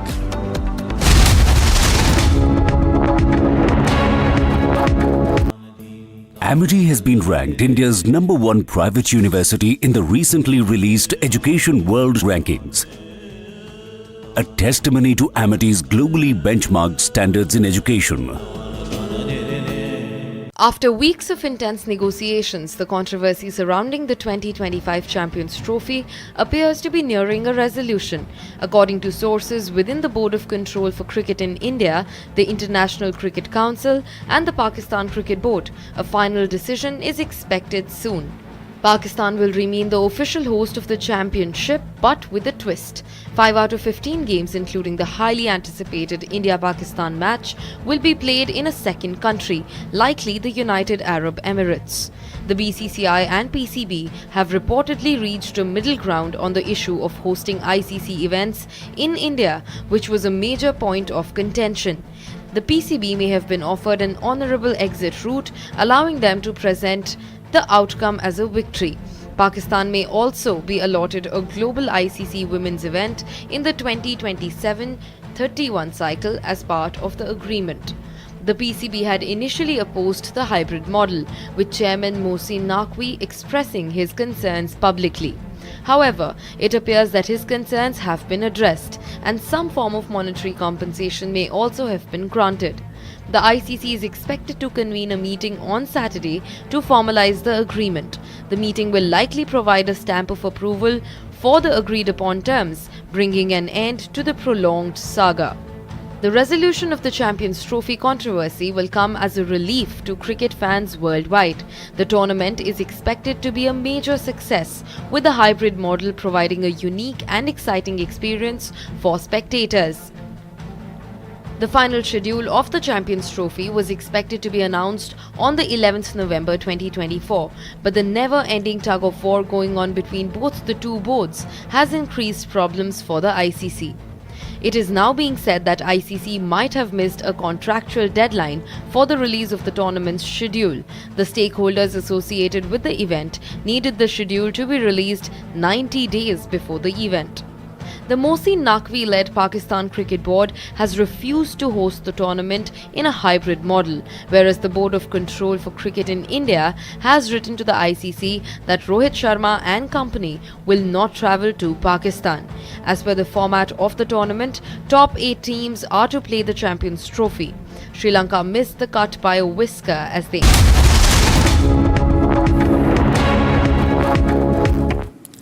Now, Israel's foreign minister has announced closure of the country's embassy in Ireland on Sunday, accusing the country of extreme anti-Israeli policies. In fact, in response, the Irish Prime Minister has said that Israel's decision of closing its embassy in Ireland was deeply regrettable. All those details in this report.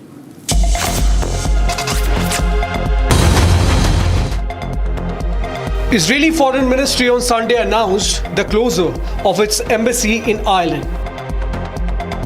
The ministry accused the Irish government's stance on Israel. The move was announced by the Israeli foreign minister and said that it was prompted by the Irish government's extreme anti-Israeli policies. The diplomatic ties between further Ireland and Israel seems to go down after Ireland's recognition of Palestine. Israel recalled the island's decision to back an International Court of Justice case accusing Israel of genocide in the Gaza Strip. Irish Prime Minister Simon Harris said the decision was deeply regrettable. He further said that his nation would always stand up for human rights and international law. Irish Foreign Minister said the two countries would maintain diplomatic relations and there were no plans to close Ireland embassy. And with that, it's a break. After we come back, we will get you that statement from the ousted Prime Minister Sheikh Hasina, who's called Yunus a fascist leader, claims that the main aim of Yunus administration was to suppress the spirit of the liberation war. उस दिन sunset देखने छज्जे पे चढ़ा, टूट गया। हाँ, तो किसने बोला घर की दीवार पे रॉक क्लाइंबिंग करने को? सफीना बदतमीजी। समझ गया। मेरे पास आप दोनों की प्रॉब्लम की मेडिसिन है। इसको घर पे लगाओगे तो शादी का तो पता नहीं, पर घर पक्का नहीं टूटेगा। रुंगटा नहीं तो घर स्ट्रॉन्ग नहीं। रुंगटा स्टील TMT बार एकदम solid.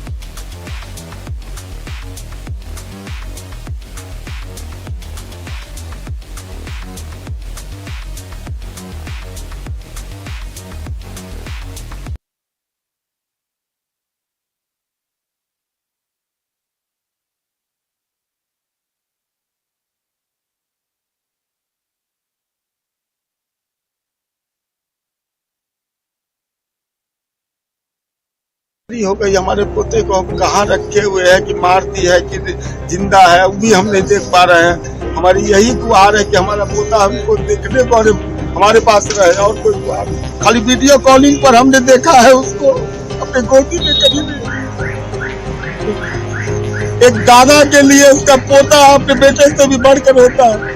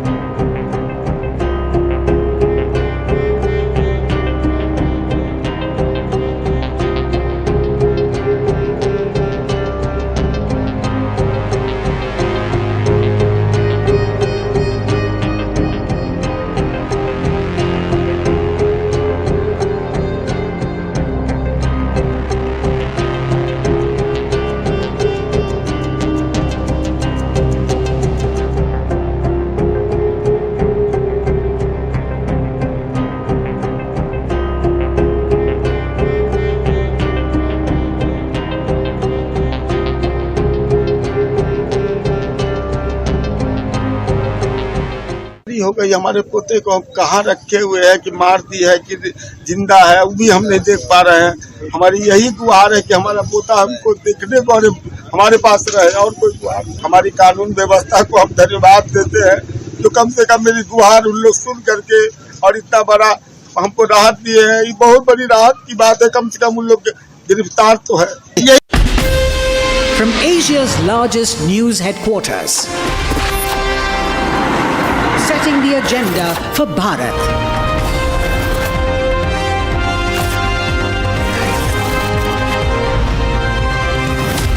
You're watching Republic.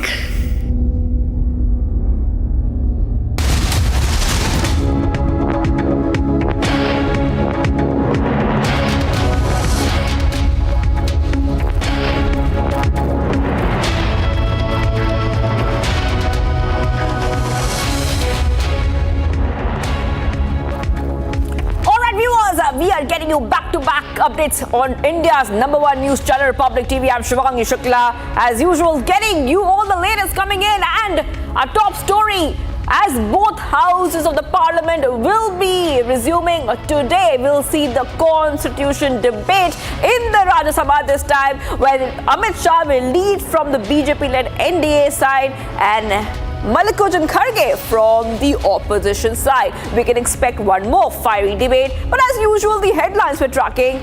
Let's get started.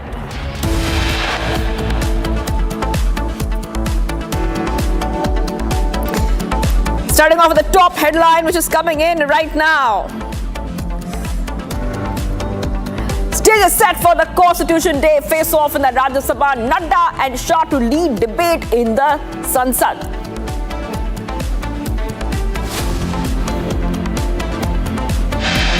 All-out war between NC and Congress over EVM tampering. Congress head Sarad Omar asked if stance changed after he became the chief minister.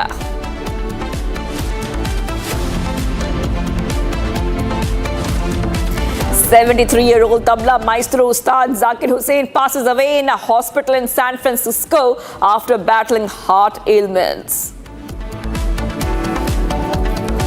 Now, the Nehru foreign development model produced a Nehru foreign policy. I mean, it was obvious.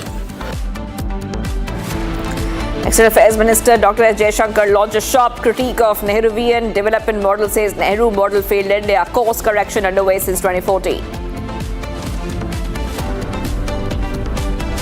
India and Bangladesh to jointly commemorate the 53rd anniversary of Vijay Divas of the 1971 India-Pakistan War.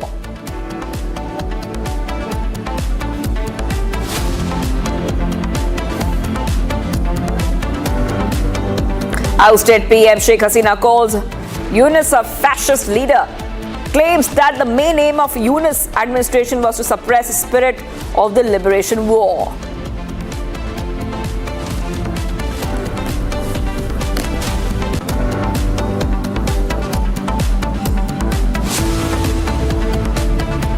And viewers, we start off with what's coming in from Maharashtra, with the BJP-led Mayotte has formed the government, and there was a big suspense about the cabinet. And now we come to know that the ministers have taken oath in the cabinet, which has raised the number of ministers to 42 now. But the question still remains on, viewers, who will get what portfolio? So that's a big update coming in right now on Republic TV. And as we keep getting you more updates, we see that just 10 days after taking office, the swearing in of 39 new ministers, raising the total number of ministers to 42, the swearing in ceremony with key leaders including Chief Minister Devendra Fadnavis and Deputy CM Eknath Shinde in attendance. However, the suspense continues over how the portfolios will be allocated. Let's go across to my colleague joining us, Satya Prakash, joining us live. And Satya Prakash, if you could take our viewers through what we can expect next. Now, we know that there has been quite, negotiation, you can say, quite deliberations also happening, a lot of deliberations also happening over the portfolio allocation. And when can we expect to know that who will get which portfolio? Because it definitely has become a bone of contention. देखिए शिवांगी, कल cabinet का विस्तार हो गया और cabinet विस्तार में 39 minister ने शपथ लिया है, लेकिन अब बात आ गई है पोर्टफोलियो की। पोर्टफोलियो के बंटवारे को लेकर कल सीएम देवेंद्र फडणवीस से सवाल पूछा गया तो उन्होंने कहा कि 2-3 दिनों के अंदर ही पोर्टफोलियो का बंटवारा हो जाएगा लगभग, क्योंकि जिस तरह से लगातार मीटिंग पे मीटिंग चल रही थी उसके बाद कहीं कहीं ये सवाल खड़े हो रहे थे कि पोर्टफोलियो का बंटवारा कब तक हो जाएगा। इसी सवाल को लेकर कल सीएम देवेंद्र फडणवीस सवाल पूछा गया था। उन्होंने कहा कि 2-3 दिनों में पोर्टफोलियो का बंटवारा हो जाएगा, लगभग पूरी चीजें हो गई है, बातचीत हो गई है, बस कुछ ही बाकी है जो कि 2-1 दिन में इसका फैसला हो जाएगा। कल जिस तरह से कैबिनेट विस्तार हुआ, कैबिनेट विस्तार में 19 है जो कि बीजेपी के हैं, 11 शिवसेना के हैं, एनसीपी के 9 है। तो इसमें कहीं कहीं जो सामने आया कि जो पुराने चेहरे के साथ साथ नए चेहरों का भी कैबिनेट विस्तार में दिया गया है। फिलहाल पोर्टफोलियो को लेकर बंटवारे को लेकर लगातार कहीं कहीं कहा जा रहा है कि 2-3 दिनों के अंदर all right, I'll come back to you because we're getting some more breaking updates coming in right now. Let's go to the big breaking that we're tracking for our viewers, where we are coming to know that a member of the Nehru Memorial has alleged that Sonia Gandhi withdrew many important letters, including one between Jawaharlal Nehru and former British India Governor Lord Mountbatten. Now, Kadri, the member, stated that Nehru Memorial has been repeatedly requesting the Congress party to return those papers but has not received any response. He suggested that the letters may have contained objectionable elements, which is why they were withdrawn by Sonia Gandhi. Okay, big update coming in right now, Republic TV viewers. And let's tell you exactly what is happening. A member of the Nehru Memorial has alleged that Sonia Gandhi has withdrawn many important letters, including one between Jawaharlal Nehru and former British India Governor Lord Mountbatten. I just want to go across to my colleague joining us, Abhishek Kapoor, our senior executive editor, who is telling us what the entire controversy is about. And it looks like that the Nehru Memorial member wants that these letters, these elements, and these some of the letters have to be returned. This is what we are looking at right now. If we could take our viewers to latest coming in. Well, you see, so the latest is that one member of the Prime Minister's Museum and Memorial Library, which earlier used to be Nehru Memorial and Museum and Library, Dr. Rizwan Qadri, he has written, in fact, he has been writing, according to him, for a while now to the Gandhis repeatedly with no response coming in. And this is pertaining to correspondence of Pandit Jawaharlal Nehru, India's first Prime Minister. Those are public documents, that's essentially public property. And it used to be with the Jawaharlal Nehru Memorial Fund until 1971. When they were handed over to the then NMML. And it seems that during the UPA years, Sonia Gandhi, who happened to be who used to head the Nehru Memorial at that time, withdrew those the set of documents which include Pandit Jawaharlal Nehru's communications, correspondence, etc., to many personalities of that time, including possibly Edwina Mountbatten. And Rizwan Qadri maintains that it's not clear why the Gandhis are not responding to his communication. And given the fact that these are public documents, that constitutes public property, they should be handed over back to the Prime Minister's Museum. Obviously, they would be curated, and depending on whether any of those qualify as classified or not, they might be available for public access also. Now, the fact that this is getting picked up by the BJP is interesting. We are seeing a Sambit Patra tweet there. He is a member of parliament from the Lok Sabha, and maybe with Rizwan Qadri failing to elicit any response from the Gandhis, now this gets into political domain, and with the BJP raising it, possibly you are going to see a political debate before the Gandhis respond to it. You know, it's very important update coming in right now, Abhishek, because I want to read out the information that we have. So, these papers pertain to Nehru's correspondence to Edwina Mountbatten, Albert Einstein, Aruna Asaf Ali, Jayaprakash Narayan, among others. And that now Prime Minister's Museum and Library, or PMML, has discussed this widely during the last annual general meeting in February. Let's go to Sambit Patra, who's joining us on the phone line of the BJP. Thank you for joining us, Mr. Patra. Your first reaction coming in, because we're seeing that Nehru Memorial member really wants and is pleading, you can almost say, in that letter, saying that these have to be returned. Your first reaction?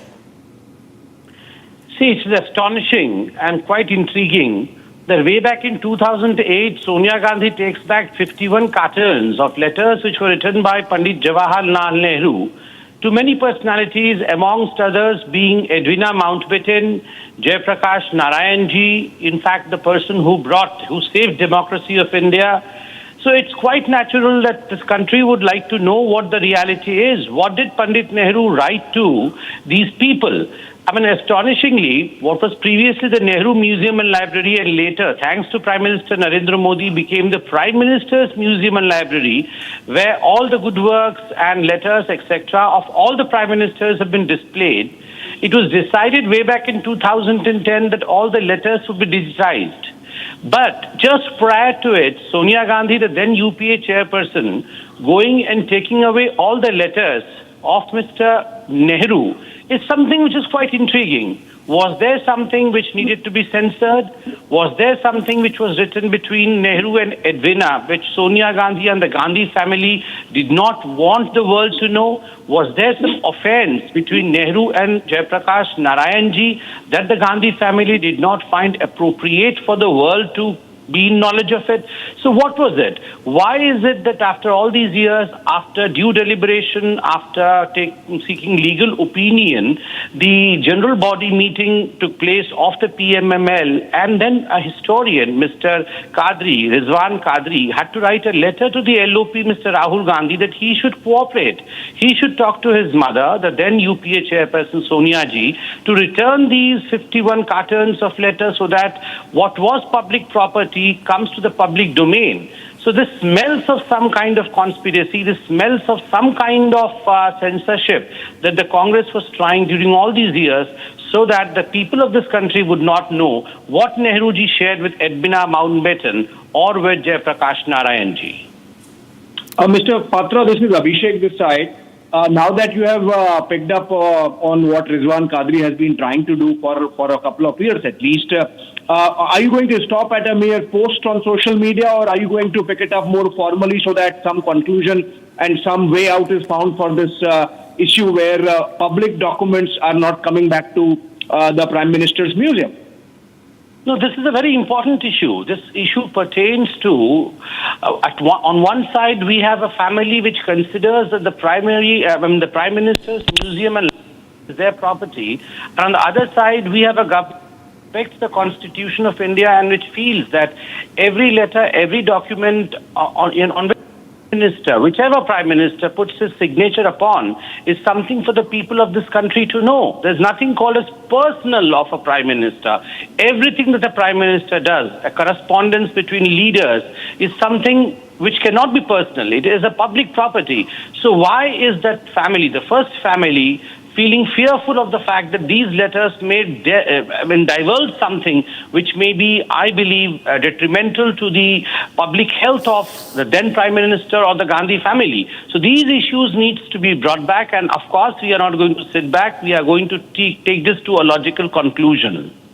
Okay, let's take it to Manikam Tagore of the Congress party and see how the defense comes in from the Congress. Mr. Tagore, you heard Sambit Patra, he has really picked it up publicly, the issue of return of Nehru papers back to the Prime Minister's museum, and the Gandhi family, according to Rizwan Kadri, a member of the Prime Minister's museum, is not responding. How do you see that?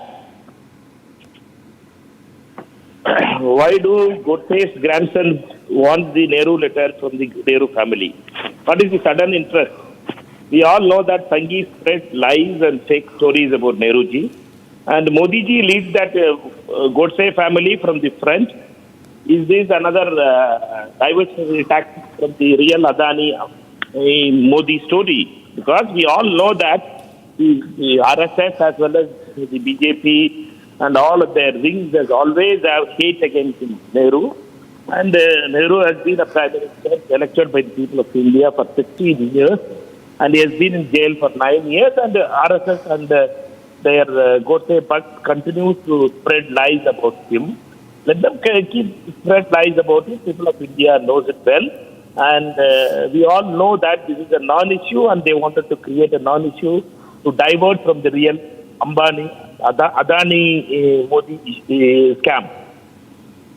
Mr. Patra, you find the arguments convincing? Is it about BJP or is it about the larger public interest? So I don't, if I remember rightly, Mr. Adani was not born when Nehru was writing letters to Edwina Mountbatten. Was he born? I don't think so. He was born then. So how does Adani come between Nehru and Edwina Mountbatten? And how does Adani come between Jayaprakash Narayan and Nehru's correspondence? I don't even think he was born then. And neither was Narendra Modi ji born then. So to come and talk all this bunkam is of no use. Public property is public property. These 51 cartons of letter of the ex-Prime Minister written to some of the top world leaders, and the discussion they had, some kind of agreement they reached to, or disagreement that they had, they shaped the history of this country. And that's the reason as to why every citizen, leave aside a member of parliament or leave aside the parliament, every citizen, including you, me, and anyone, the camera person behind the camera, he or she has every right to know the history of this country in the rightful manner as it should be. And that's the reason as to why we want these 51 cartons to be returned. It is the property of the government. The property of the government cannot lie in someone else's basement. This is it. Okay, Mr. Tagore, it's actually not about the BJP, one would say, because if you look at it, I would be, as a journalist, many of the academics, for example, in the Jawaharlal Nehru University, people wanting to research on that period of India's history would want access to those documents, right? We have to understand one thing. We all know that this RSS story of this kind of dual politics and doing this kind of diversionary politics, it is all well known that the research and all other research only starts from Nehru's letters and others. Nehru wrote many letters. Many letters are in public domain. There are books on to it. For that, research is a different thing. Here is a systematic campaign to malign Pandit Nehru, and this starts from Mr. Modi. And my BJP colleague was asking about whether Adani was born in when Nehru was writing letter. Adani was not born, Mr. My friend. Adani was given birth by only Modi regime, who had made him 5 lakh crore empire, and it has made it as India's first richest person. And this has happened with plenty of Indian and others. Wealth of India has been handed over to Adani. He was asking that Mr. Modi was not born in that time. We all know that it is the RSS and the right-wingers want to spread against fake news against Mr. Nehru. And that continues for years together. But he has fought around 75, 80 years. This fake news actually has been happening. And the RSS has been doing this from every shaka to the parliament now. It has been doing this for years together. But people of India doesn't trust that kind of fake news. We will continue to raise those real issues which matters for people, which matters for the price, the electricity bill, export prices, the drugs coming into India. All other issues are more important for us. And Adani and Ambani issue is Adani and Modi is a very important issue for us. And it is a diversionary tactic by BJP again and again in the morning hours to divert from the real issues. Mr. Tagore, one last question before I let you go, and I think Mr. Patra is listening to this. Okay, if we grant, for example, that the Prime Minister's museum is controlled by the government and by default by the BJP and by default by the RSS, is there a way outside of the BJP, RSS, Prime Minister's museum system that the documents, which are public documents by their very nature, can still be shared for academics, researchers? Like, would the Gandhi family decide, okay, fine, just for these documents, let's set up a trust so that people of the country, the nation at large can access those outside of the BJP, RSS system? My dear friend, it is again, I am saying to you, Pandit Nehru's letter This is the Prime Minister's Museum created now by Mr. Modi's government. Therefore, the Prime Minister's Museum or Prime Minister's library should have all the Prime Minister's letters from all the Atalji's letters and all other Prime Minister's letters. Let us be collected and let that debate happen there. Let us not get into these kind of non-issues now to divert from the real issue of Adani Modi corruption, which is heading the parliament, and they want that to be diverted. We will not allow that diversion to happen. Thank you. All right, thank you so much, Mr. Tagore, and with that, I hand it over back to the studio. All right. We have reactions coming in from the Congress and from the BJP on this big story where the Prime Minister's Museum and Library, PMML, has formally requested the return of personal letters written by India's first Prime Minister Nehru, which were sent to Congress leaders Sonia Gandhi in 2008 during the UPA regime. Okay, so we are to move ahead right now, taking a very short break. The controversy over Nehru letters continues. This Monday, we will be live on this the entire day and get you more reactions, but it's time for a short break. Do not go anywhere. Much coming up on the other side, all out.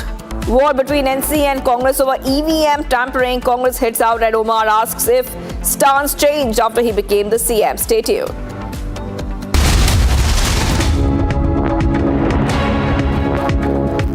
उस दिन sunset देखने छज्जे पे चढ़ा, टूट गया। हाँ, तो किसने बोला घर की दीवार पे रॉक क्लाइंबिंग करने को? सफीना बदतमीजी। समझ गया। मेरे पास आप दोनों की प्रॉब्लम की मेडिसिन है। इसको घर पे लगाओगे तो शादी का तो पता नहीं, पर घर पक्का नहीं टूटेगा। रुंगटा नहीं तो घर स्ट्रॉन्ग नहीं। रुंगटा स्टील TMT बार एकदम सॉलिड। हो गई हमारे पोते को हम कहाँ रखे हुए हैं कि मार दी है कि जिंदा है, वो भी हम नहीं देख पा रहे हैं। हमारी यही गुहार है कि हमारा पोता हमको देखने को हमारे पास रहे, और कोई गुहार नहीं। खाली वीडियो कॉलिंग पर हमने देखा है उसको अपने गोदी में। कभी नहीं एक दादा के लिए उसका पोता अपने बेटे से भी बढ़कर होता है।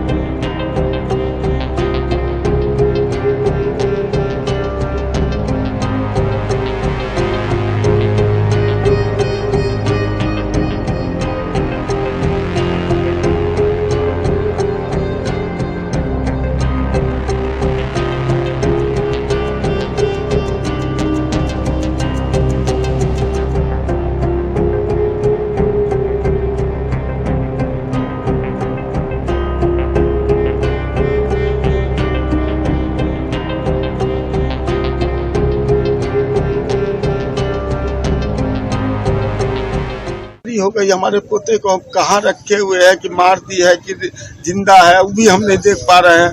हमारी यही गुहार है कि हमारा पोता हमको देखने को हमारे पास रहे, और कोई गुहार नहीं। हमारी कानून व्यवस्था को हम धन्यवाद देते हैं जो कम से कम मेरी गुहार उन लोग सुन करके और इतना बड़ा हमको राहत दिए हैं। ये बहुत बड़ी राहत की बात है, कम से कम उन लोग गिरफ्तार तो है।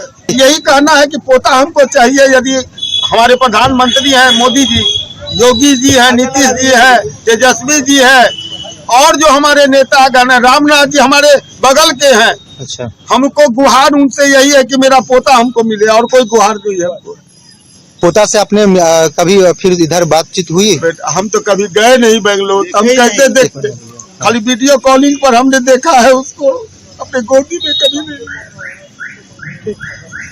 एक दादा के लिए उसका पोता अपने बेटे से भी बढ़कर होता है, और हम अपना दुख किसी को बोलते भी नहीं थे। आज का आदमी को कभी हमको दुखी नहीं देखा होगा।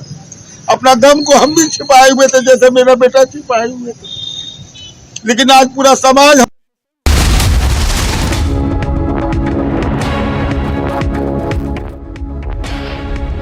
Viewers, let's go ahead to the other stories we're tracking. Dr. Chandrama Dayananda Sagar Institute of Medical Education and Research proudly received National Accreditation Board for Hospitals and Healthcare Providers accreditation within just 4 years of establishment. A remarkable achievement that reflects the hospital's dedication to providing patient-centric healthcare. Here is a report. Take a look.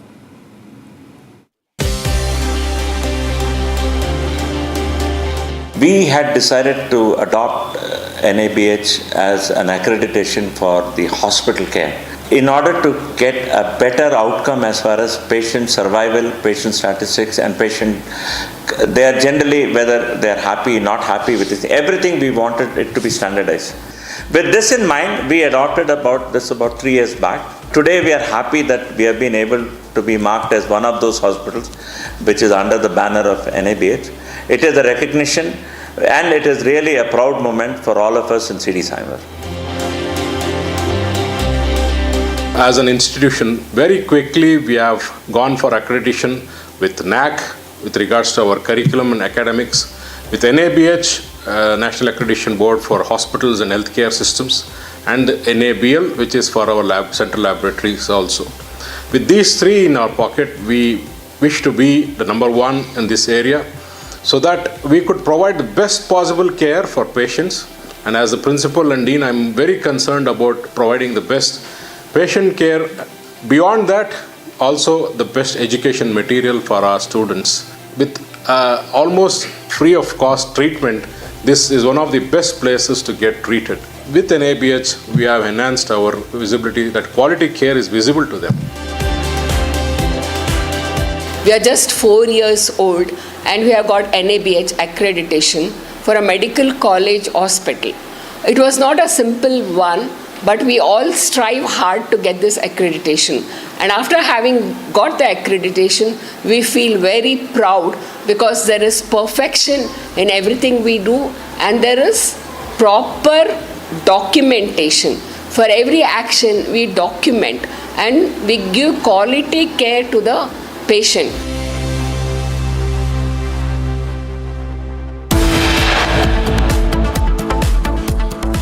So coming up, viewers, PM Memorial member writes to Rahul, urges him to return Nehru letters, also alleges that objectionable may have been withdrawn by Sonia Gandhi.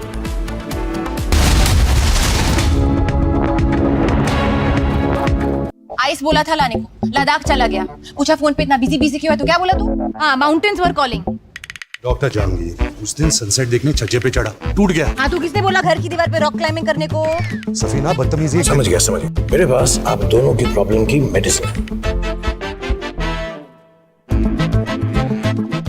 इसको घर पे लगाओगे तो शादी का तो पता नहीं, पर घर पक्का नहीं टूटेगा. रूंगटा नहीं तो घर स्ट्रॉन्ग नहीं. रूंगटा स्टील TMT बार एकदम solid.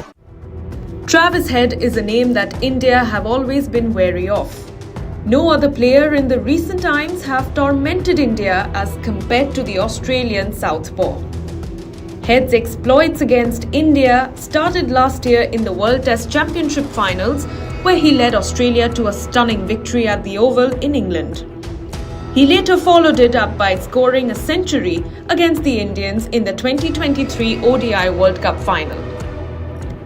Come to the border Gavaskar Trophy, Head scored a stunning 100 in the second test match of the series in Adelaide and has slammed yet another ton in the ongoing test match which is being played at the Gabba. India's plans have completely failed against Head and his skills with the bat in hand. Last time India played at the Gabba, they had defeated the Aussies to seal the border Gavaskar Trophy series, but this time around, the outcome might just be a bit different. Travis Head has been absolutely phenomenal in the border Gavaskar Trophy so far and is scoring at an average that is in excess of 100. With his stellar 100 at the iconic Gabba, Head has now scripted a unique feat that no other cricketer in history has.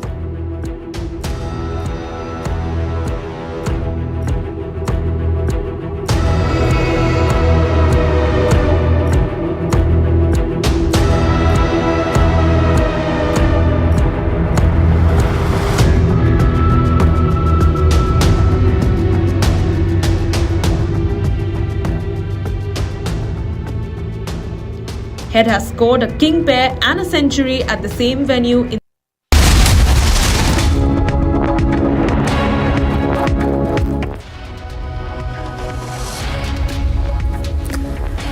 Welcome back. Viewers, I'm breaking up Shivangi Shukla. Now we go to the top story coming in where a member of the PM Memorial has alleged that Sonia Gandhi withdrew several important letters, including one between Jawaharlal Nehru and the former British India Governor Lord Mountbatten. Qadri, the member of the state, says that Nehru Memorial has been repeatedly, again and again, requesting the Congress party to return these papers, but has not received any response. He suggested that the letters may have contained objectionable elements, which is why they were withdrawn by Sonia Gandhi. So this is what we see right now, where historian Rizwan Qadri has written to a letter to Rahul Gandhi, LOP, urging him to return the papers. And all these papers relate to Jawaharlal Nehru, the former Prime Minister, and they're in custody of Sonia Gandhi. And Qadri is a member of the Prime Minister's Museum and Library, PMML. Now, we'll try to get you more updates. We also had that first reaction coming in from the BJP and the Congress here, Republic TV, where a short while back, Sambit Patra, speaking to Republic, the BJP MP says, this is intriguing from what today the Prime Minister's Museum and Library, and formerly Nehru Museum and Library, the then UPA chairperson Sonia Gandhi took away 51 cartons of letters written by Nehru to various personalities, including Edwina Mountbatten. So this is what we see right now. And the recently concluded AGM, this is what Sambit Patra has said. One of the members, Rizwan Qadri, has written to LOP Rahul Gandhi and sought his help in getting back the letters from his mother, Sonia Gandhi. So many reactions coming in right now. We've got you those reactions. And as like we told you, that the letter says that Nehru Memorial Fund had transferred private papers of Nehru to the PMML in 1971. Now, these documents provide insights into critical period of Indian history. In 2008, a collection of these papers was taken away from the PMML on the request of the then chairperson of the UPA and present Sonia Gandhi. So this is what we see right now. And we'll try to, of course, get you more reactions, because this has kicked up a fresh controversy. The Nehru letters controversy has now been kicked up, and we'll try to get you more reactions on this. So right now, the historian Rizwan Qadri has written a letter, and he has said that I have formally requested Sonia Gandhi to return these documents to the PMML or to provide digital copies or allow researchers to scan them. As the LOP, I urge you to take cognizance of this issue. Now, he's referring to Rahul Gandhi here, and advocate